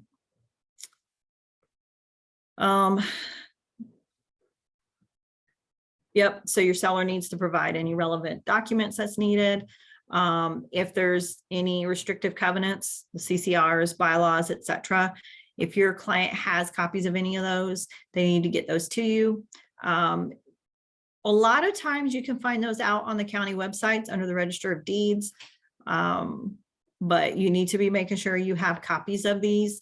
Find out what fees go along with the HOA, if there's any transfer fees or anything. So ask your client questions, do that research, reach out to the HOA, find out what they will give you as far as information as well. So let's see. I'm not going to change that. I've already changed all the other ones. Seller represents, they have the right to convey the property. There's nothing that would prevent them from conveying it. So if there's no title issues, if they are the true owner of the property and they can sell it and convey it without issues, fantastic. Fill out NA, you've crossed that question with them. If there is anything that goes in there, you need to put it in here. So if it's under bankruptcy, if it's going to have to be a short sale, talk talk to the lender about it, talk to your client about it, just fill it out. Home inspection, the seller can obtain and pay for a home inspection prior to listing it, or even after. It's not overly common, but they do it, and they do it for different reasons. Just ask them if that's what they're going to do. If not, great. Then put no and no days. I'm going to leave that little A, even though I want to change it. Photographs and other materials, just let them know that you're going to have photographs of their house on the MLS, but also people coming in for showings, the home inspector. These are people who can take pictures when they're inside the home. So let your seller know that people may possibly, especially a home inspector, be taking pictures inside and outside their home. A buyer might want to do it so they can look later and make sure their furniture is going to go wherever they think it will, or maybe they want to remember this home versus the other 10 homes they've already seen. So they may take some pictures. They are allowed to do that unless the seller says absolutely not. If the seller says absolutely not, please put that in MLS, that no photos, no video, nothing is allowed to be taken. A lot of time we do FaceTime showings with our clients who can't make it to a showing, or they're out of state or whatever. So these are things that are going to fall under that. So let your seller be aware that these things can happen, will most likely happen, unless they absolutely insist they don't happen. But also let them know that it is only supposed to be things that can be seen when somebody walks in a room. So nobody should be opening their dresser drawers, or anything like that. But, let them know, don't leave things laying around that they wouldn't want people to have in a photograph. But again, like I said, if your seller says absolutely not, please put that in MLS. But they do need to be aware that that can happen. A lot of people, I think, don't think about that, especially with the video part, but there's a lot of FaceTime showings. Additional terms and conditions. This is pretty much anything else you're going to put in here that will be part of the agreement. Sometimes things you'll see in here will say that this listing agreement is only valid for, maybe a particular buyer. Or I have seen them in here where it says that the house will not be sold to, and it names a person, a member of the family or particular neighbor or whatever. But I've also seen in there where somebody will say, in the event that the listing agent represents the buyer and the seller and the property closes, with that representation in place, that they will reduce their commission to whatever percent. So those are things that go in there. It's not commonly used. You'll have to excuse me. My battery is going to die. It's flashing at me. Those are a lot of times that is left blank, or you can put NA, but those are just a few things that I've seen in there. So it's basically anything else you're going to put in there. I'm not putting anything in here, so I'm not leaving it blank. I'm putting NA. I know that I've already gone over that. This goes over dual agency again. So dual agency, you should have already gone over in the working for real estate form. Even if you have, you can touch on it again, just kind of as a reminder to them of what it means. Seller's role, designated dual agency, you are reminding them again, even though you should have gone over this in the working with real estate, you're reminding them again, look, this is what designated dual agency means, because we are coming down to this section right here. So this pre-fills with the term seller. It did not put Jane's, it did not assign her specifically to anything, but it put this in here because your client needs to sign one or the other. So if your client says they want exclusive representation, meaning they do not want the buyer's agent to be a lantern agent, that's exclusive representation. They need to make sure that they understand that. That's a lot of buyers out there. We have a lot of agents and a lot of buyer clients. So make sure they understand what that means. Make sure you understand what that means. Exclusive representation. Okay, so that's one case to use that exclusive representation. If this is going to be an office exclusive listing and it's not going on MLS and you're filling out that MLS form to say that, then you're going to come over here and you're going to, at that point, assign it to your client. And I only have one client, so the other side would be no one. And so if this is going to be exclusive representation, I am not having Jane initial up here under dual agency, because she just told me, you know, the firm can't represent the buyer as well, or it's office exclusive. So, but please be aware it says seller. So sometimes the clients, like I said, they come in, they see it says seller, so they initial that and they initial up here. You cannot have both. So she's going to initial that. I'm going to change that to no one because I don't want initials all over the place. So I've explained to her what dual agency is. She's fine with the firm having representation on both sides. But now is the other question. Is she okay with me representing her and the buyer, or is she not okay with that? So I'm going to explain that to her. If you choose to do dual agency, some agents will do dual agency all day long. Some agents will never practice being a dual agent. And then others do it on a case-by-case basis, depending on how comfortable they are, how comfortable their clients are with that. But you need to make sure your buyer and your seller know that that's the situation, that you're representing both. At that point, you have to be more limited on the advice and the help you give, because now you know the secrets of each side.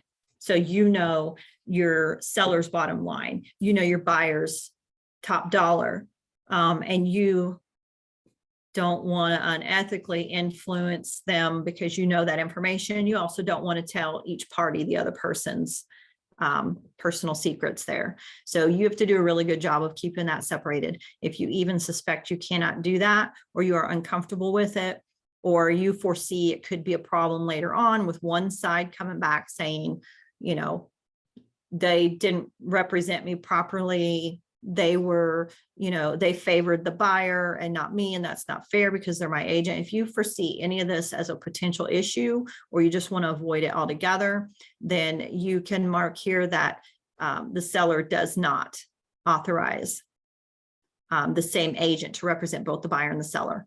And you can let them know, look, this is an option, but I will not represent both sides.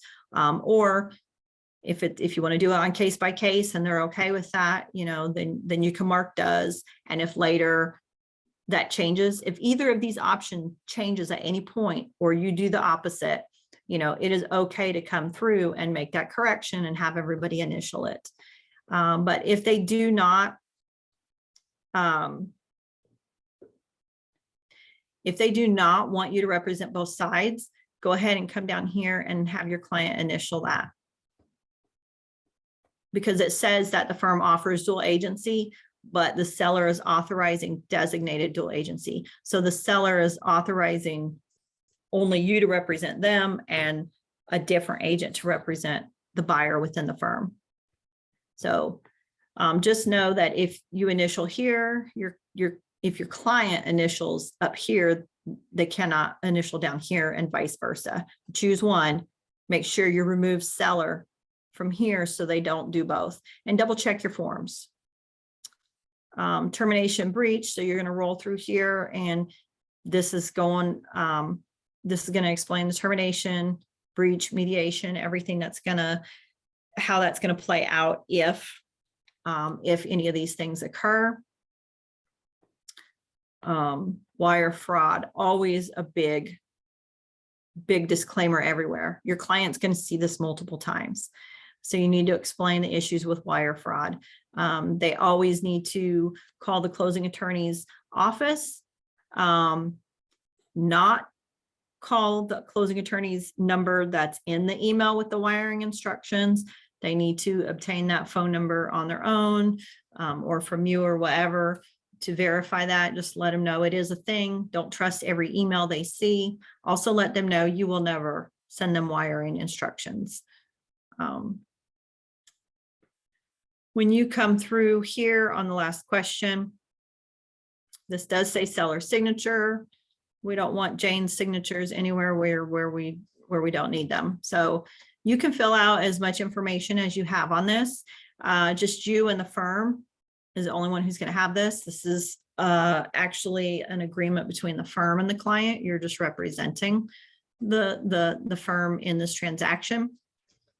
So have as much information on here as you can. If you decide to walk away from real estate or you go missing in action and the firm has to take over this listing, they would like to know how to get a hold of your client. So please have this information in here. This is not shared with the buyer's agent or the buyers or anything like that. And just let your client know that.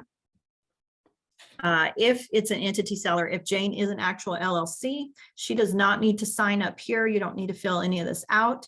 You need to make sure to unassign that because we don't want her signatures all over. So we're going to remove her from up there. I would remove her name from here.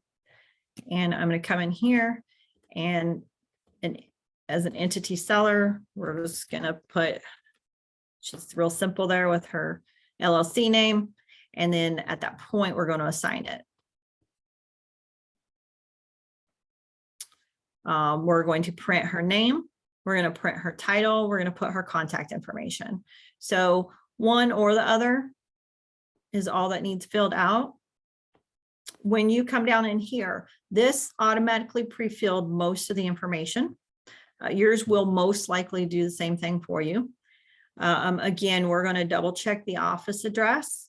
We're going to make sure it's correct. If you are affiliated with Kannapolis, this is what you should see. You should not see North Main Street B or Salisbury or anything else. If you are a Salisbury agent, this should say 105 North Main Street, Suite B, Salisbury, blah, blah, blah, Albemarle. It'll have Albemarle's address.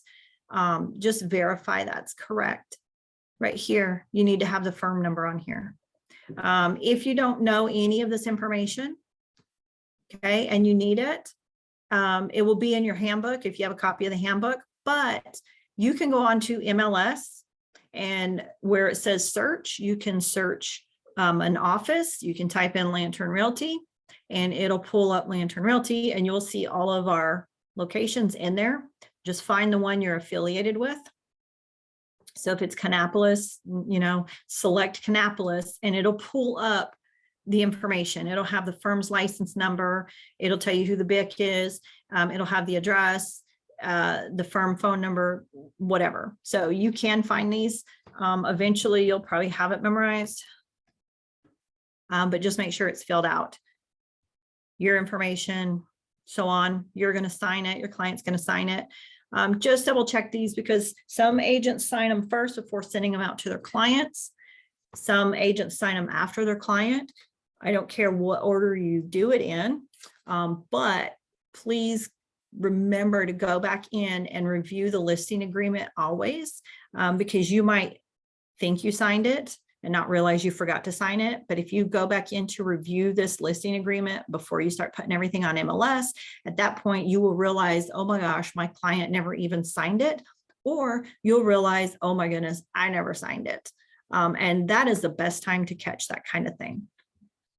So, because your dates on these forms matter and the order of your dates matter. So that is, I'm going to save that. You can rename it if you want to. You can do whatever you want. I have a tendency to abbreviate and then I put the address just for my purposes.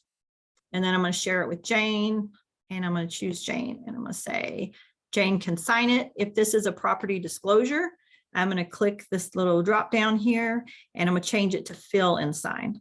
Okay, that allows her to make those adjustments on the property disclosure that she needs to. If you don't have an email address, it's not going to go anywhere and it'll catch that and tell you that. I'm gonna put my message in here, and it's gonna say, here's the listing agreement with the terms we discussed. And I might put some of the basics. I might put the list price, I might put the expiration date, or the commission amount or whatever, just as a reminder that we went over it. Or you can send it out without a message. I typically send all mine out with messages just to say, this is what we went over. This is what I'm asking you to sign. Please call me if you have any questions. And then I will share it with her. No. So that is basically the listing agreement. I'm going to open the coming soon form really quickly. They did update this year. So we do have the updated one in MLS. Again, even with these forms, please make sure you always have the most updated one. But you need to read through it. You need to go over it with your client. I'm not going to go through the whole thing. You can read it. And also, if you have any questions that you don't understand, we can try and answer them. If not, reach out to Canopy and ask them as well. But you need to make sure your client understands this. You need to make sure you understand this. Coming soon, nobody can view that property. Her neighbor can't knock and be like, hey, my child is looking for a home. I think yours would be perfect. Can I come in and see? The answer is no, because it's in coming soon status. So can you shut that door? Thank you. But you need to have this filled out. You need to fill this out when you do the listing agreement. Don't wait until it's already on the MLS, because that's going to cause problems for you. So you have marketing dates and active dates. I'm not going to go over anything for South Carolina because I'm not licensed for South Carolina. Their forms are also different. MLS will be the same basically, but the listing agreements, they look different. Because here your active date. Do we remember what the active date is? The active date is the date that you're going to go. The active date is the date that you're coming soon is going to go active and live for showings. So if your marketing date is May 1st for coming soon, you're putting it on MLS in coming soon status on May 1st. That's not what goes here. So that's what I see a lot. It wants to know the active date. So we started marketing on May 1st as coming soon, but it's going to go active and live and available for showings on May 14th. And this is what my listing agreement says that my client signed. So that is what this is going to say. When I enter the listing in MLS, that is also what's going to be on MLS. My coming soon active date is going to be May 14th. And it goes over the rules. If it is in coming soon, no show status, it may not be shown. Nobody, period. If Nellie here has something in coming soon, and I'm like, hey, Nellie, my buyer might want to come see it. Can I just look at it and see if it's something they'd like? The answer is no. It's no. So you're going over this with your client, making sure they understand that, make sure you understand that.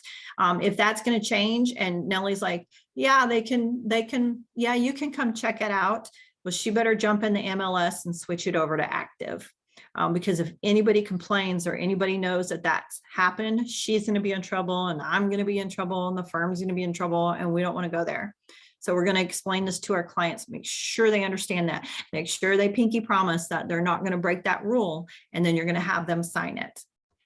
Then you're going to roll down to the next one. And you're going to go over that. You're going to have them initial it.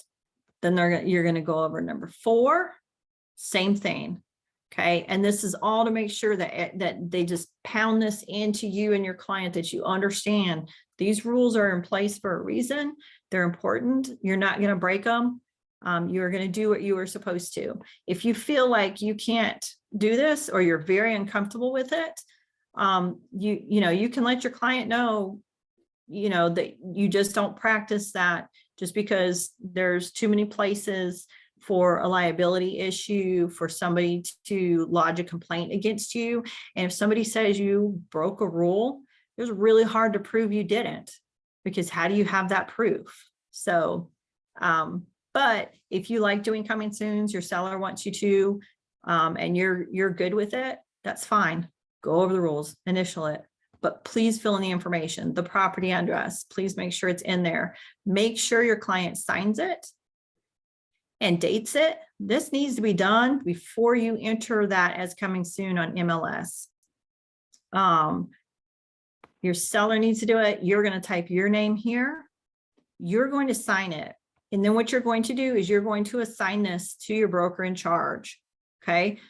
That's what the member participant is, the broker in charge. So when you see that, it's typically not you, it is your broker in charge. And I know I repeat myself, but a lot of people miss this one, or they sign in both places. So you're going to go in here, and we're in Kannapolis. So we're going to say that, see, my broker in charge is not in here. So I need my broker in charge to sign it. So I'm going to add a person, and you can add them from here. And I've typed her in multiple times, so she pre-fills for me, which is lovely. I'm going to look real quick and make sure that email address does look correct. And I'm going to assign her field. And really, if I don't like any of the options, or it just doesn't matter, I can just hit other, it's fine. And then I've assigned it to her. So when I share this, it's going to go, I'm going to make sure she's marked on it that she can sign it. Make sure the check marks go for everybody who needs to sign it. And this is another item where you need to double check this form before you start entering it, and before you hit live on MLS for your coming soon. Double check your form. Please double check your form. Make sure it's filled out. Make sure everybody has signed it. It is another form where if MLS just spot checks, or somebody files a complaint, and MLS will say, I want your coming soon form. I want your working with real estate. I want your listing agreement. I want all your disclosures. By the way, send me a copy of your measurements and how you got those numbers, right? So you better have a sketch and your numbers if you did it yourself, or the copy from where you paid somebody. I sure hope you are not just sending them a copy of the tax record, because you cannot use those. But Go back. You can't use tax records for what? you can't use the square footage you find on tax records. Okay.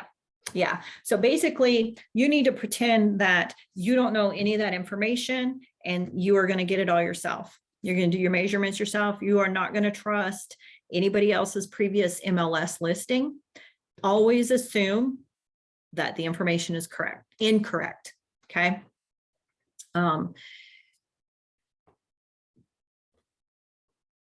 Property disclosure. It will pre-fill for us some of the information, and that is okay, right? We've got her name on there and the address. She's going to sign that. It's got the address up here, right? You're not going to touch anything else on this form. You can go through the questions and talk to your client. Okay, what year was it constructed? They can fill it out. So you can go through the questions, and they can say, I don't understand, what does number 7 mean?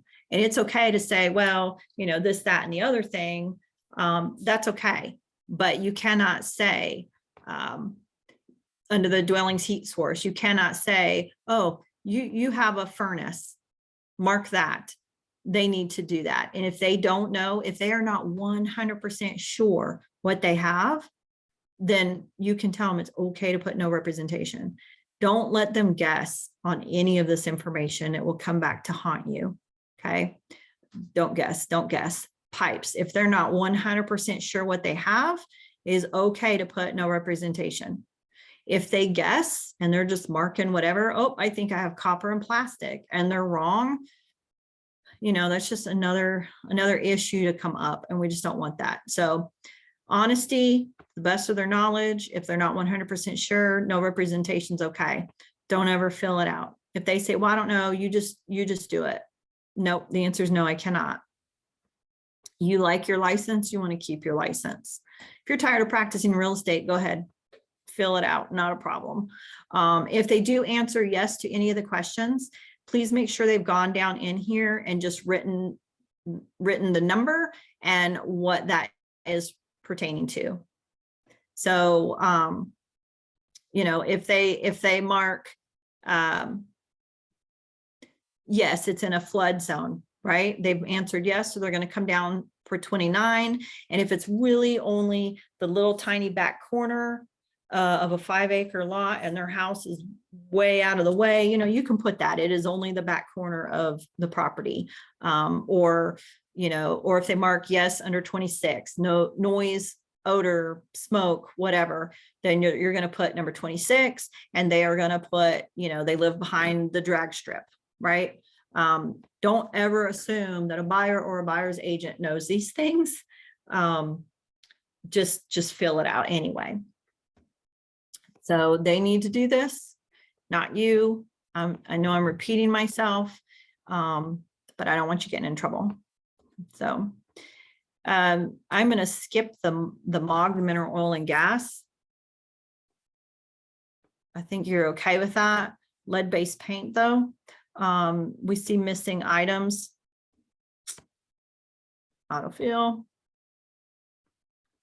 Property seller. We don't know who the buyer is yet because this is being done so that it'll be out there on MLS with the attachments. You're going to change that to no one. But so your client's got initial spots here. They're going to choose one or the other, right? Do they know if there's a lead-based paint hazard or they have no knowledge? They're going to answer that honestly. You're not going to tell them what to put in there. This is their disclosure. They are filling it out. Same thing right here. Records and reports available to the seller. Check 1, right? So the seller has provided the buyer with available records. If there are any, then they can check that, fill in the blank. If they have no records or reports or anything because they have no knowledge, then you're checking that. There's nothing, or you're not checking it, excuse me. I didn't mean you as an agent, but they need to mark that.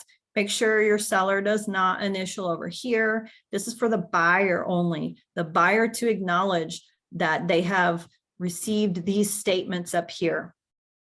The buyer is saying, yes, I've read this. Yes, I understand the answers that the seller put.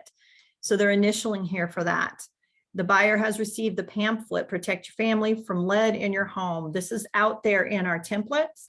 Please, please, please, if this disclosure applies, make sure you have provided that to your client.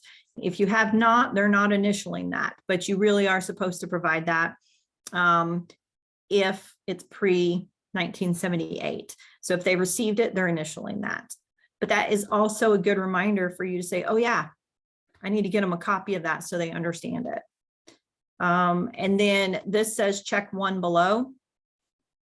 So your client's going to initial here to say that, you know, yep, they've accepted the opportunity during due diligence to conduct it. Is Dina the one to enter for all coming soon forms?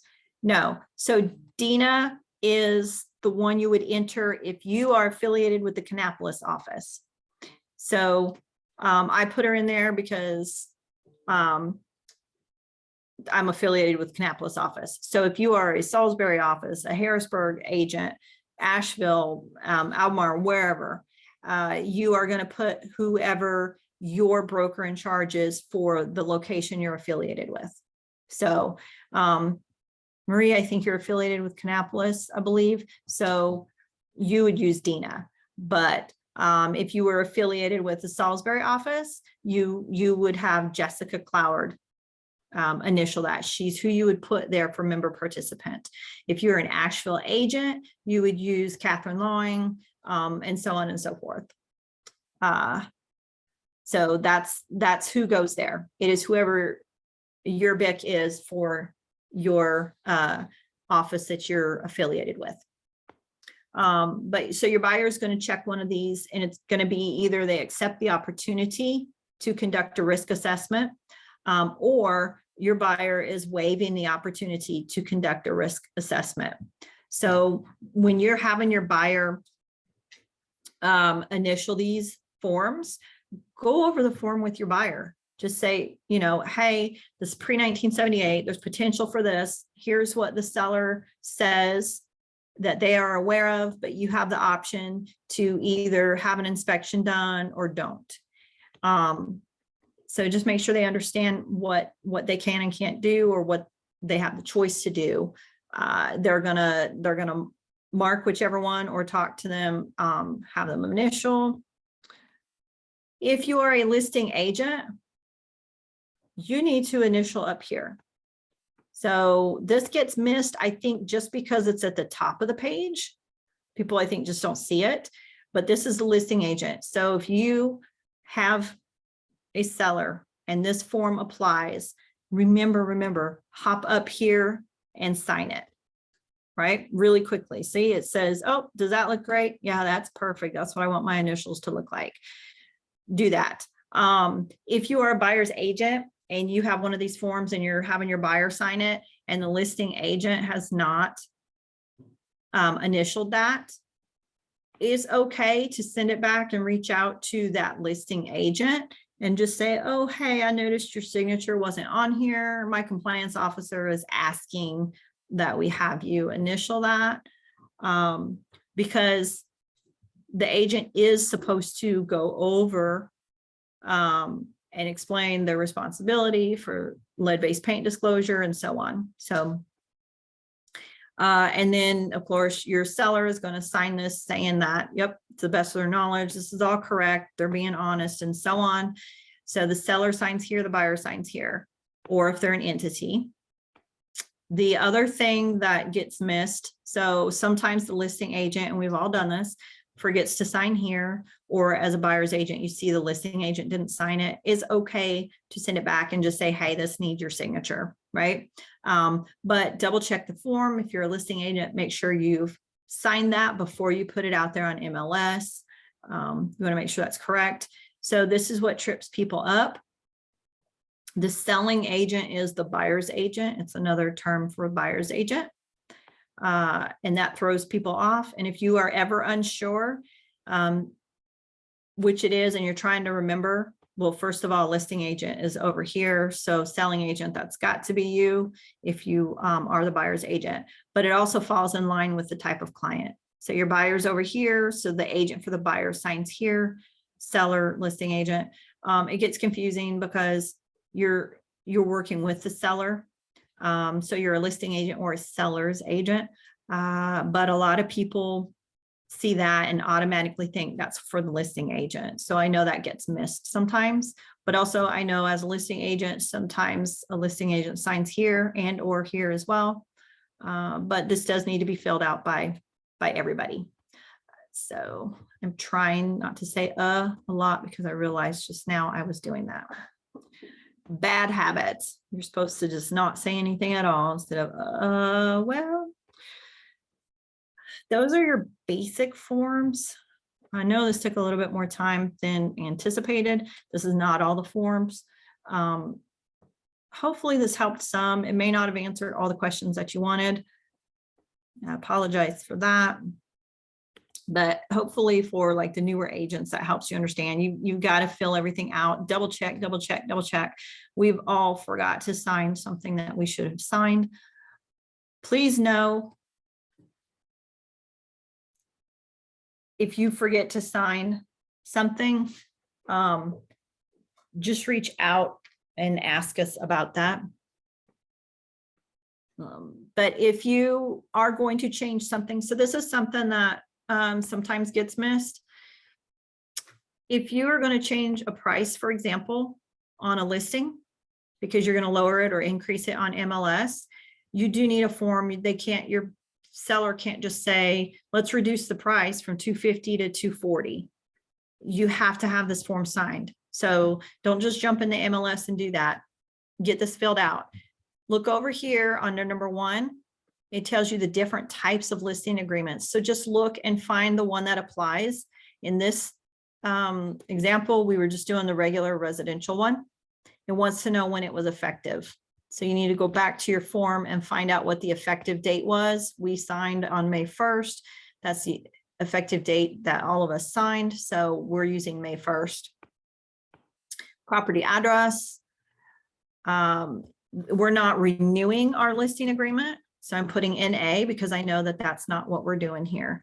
We decided that instead of staying at 250, we were going to reduce the price to 240. So we're just putting that in there. Other amendments, we're not doing anything else at all. Oops. So we are putting NA because I know that that does not apply. Then we're coming in here, my client's signing it and I'm signing it. You can sign it. If you're uncomfortable signing it, send it to your BIC to sign, but you can sign it. If we were renewing, if our listing agreement is getting ready to expire and we want to renew it, then that's what we're going to put in here is the new expiration date. So maybe it expires on May 31st and they just want to give it a little bit more time and it's going to expire on September 30th. We're putting that here. We're changing all these to NA because that's not what we're doing. Same thing. Fill it out, sign it, go into MLS before it expires, go into the MLS for your ad edit, for your listing, and find where it says what your expiration date is and update it to the new one. Because if you don't tell MLS, they don't know and they will automatically stop your listing. It will automatically flip over to expired. So there are other forms.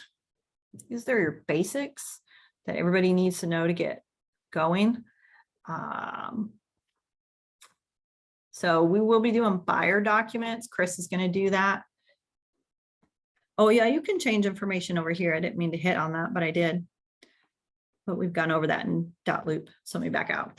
Those are your basic forms for listing, the most common ones that we use. There are others, of course. So it's just whatever applies, what doesn't apply. Does anybody have any questions? Was there anything maybe you wanted to see that that I missed or didn't even get anywhere near?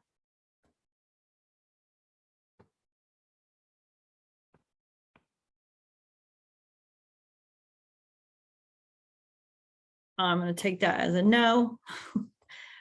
Hopefully somebody, I don't know, hopefully that just helped and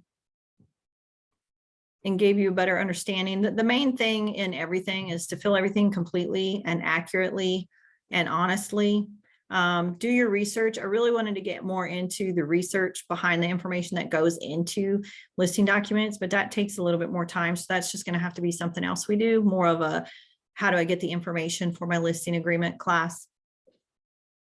But if, like I said, if you have any questions, just let me know. If there's something different you want to see or wanted to see, let me know. And we'll cover it at a different time.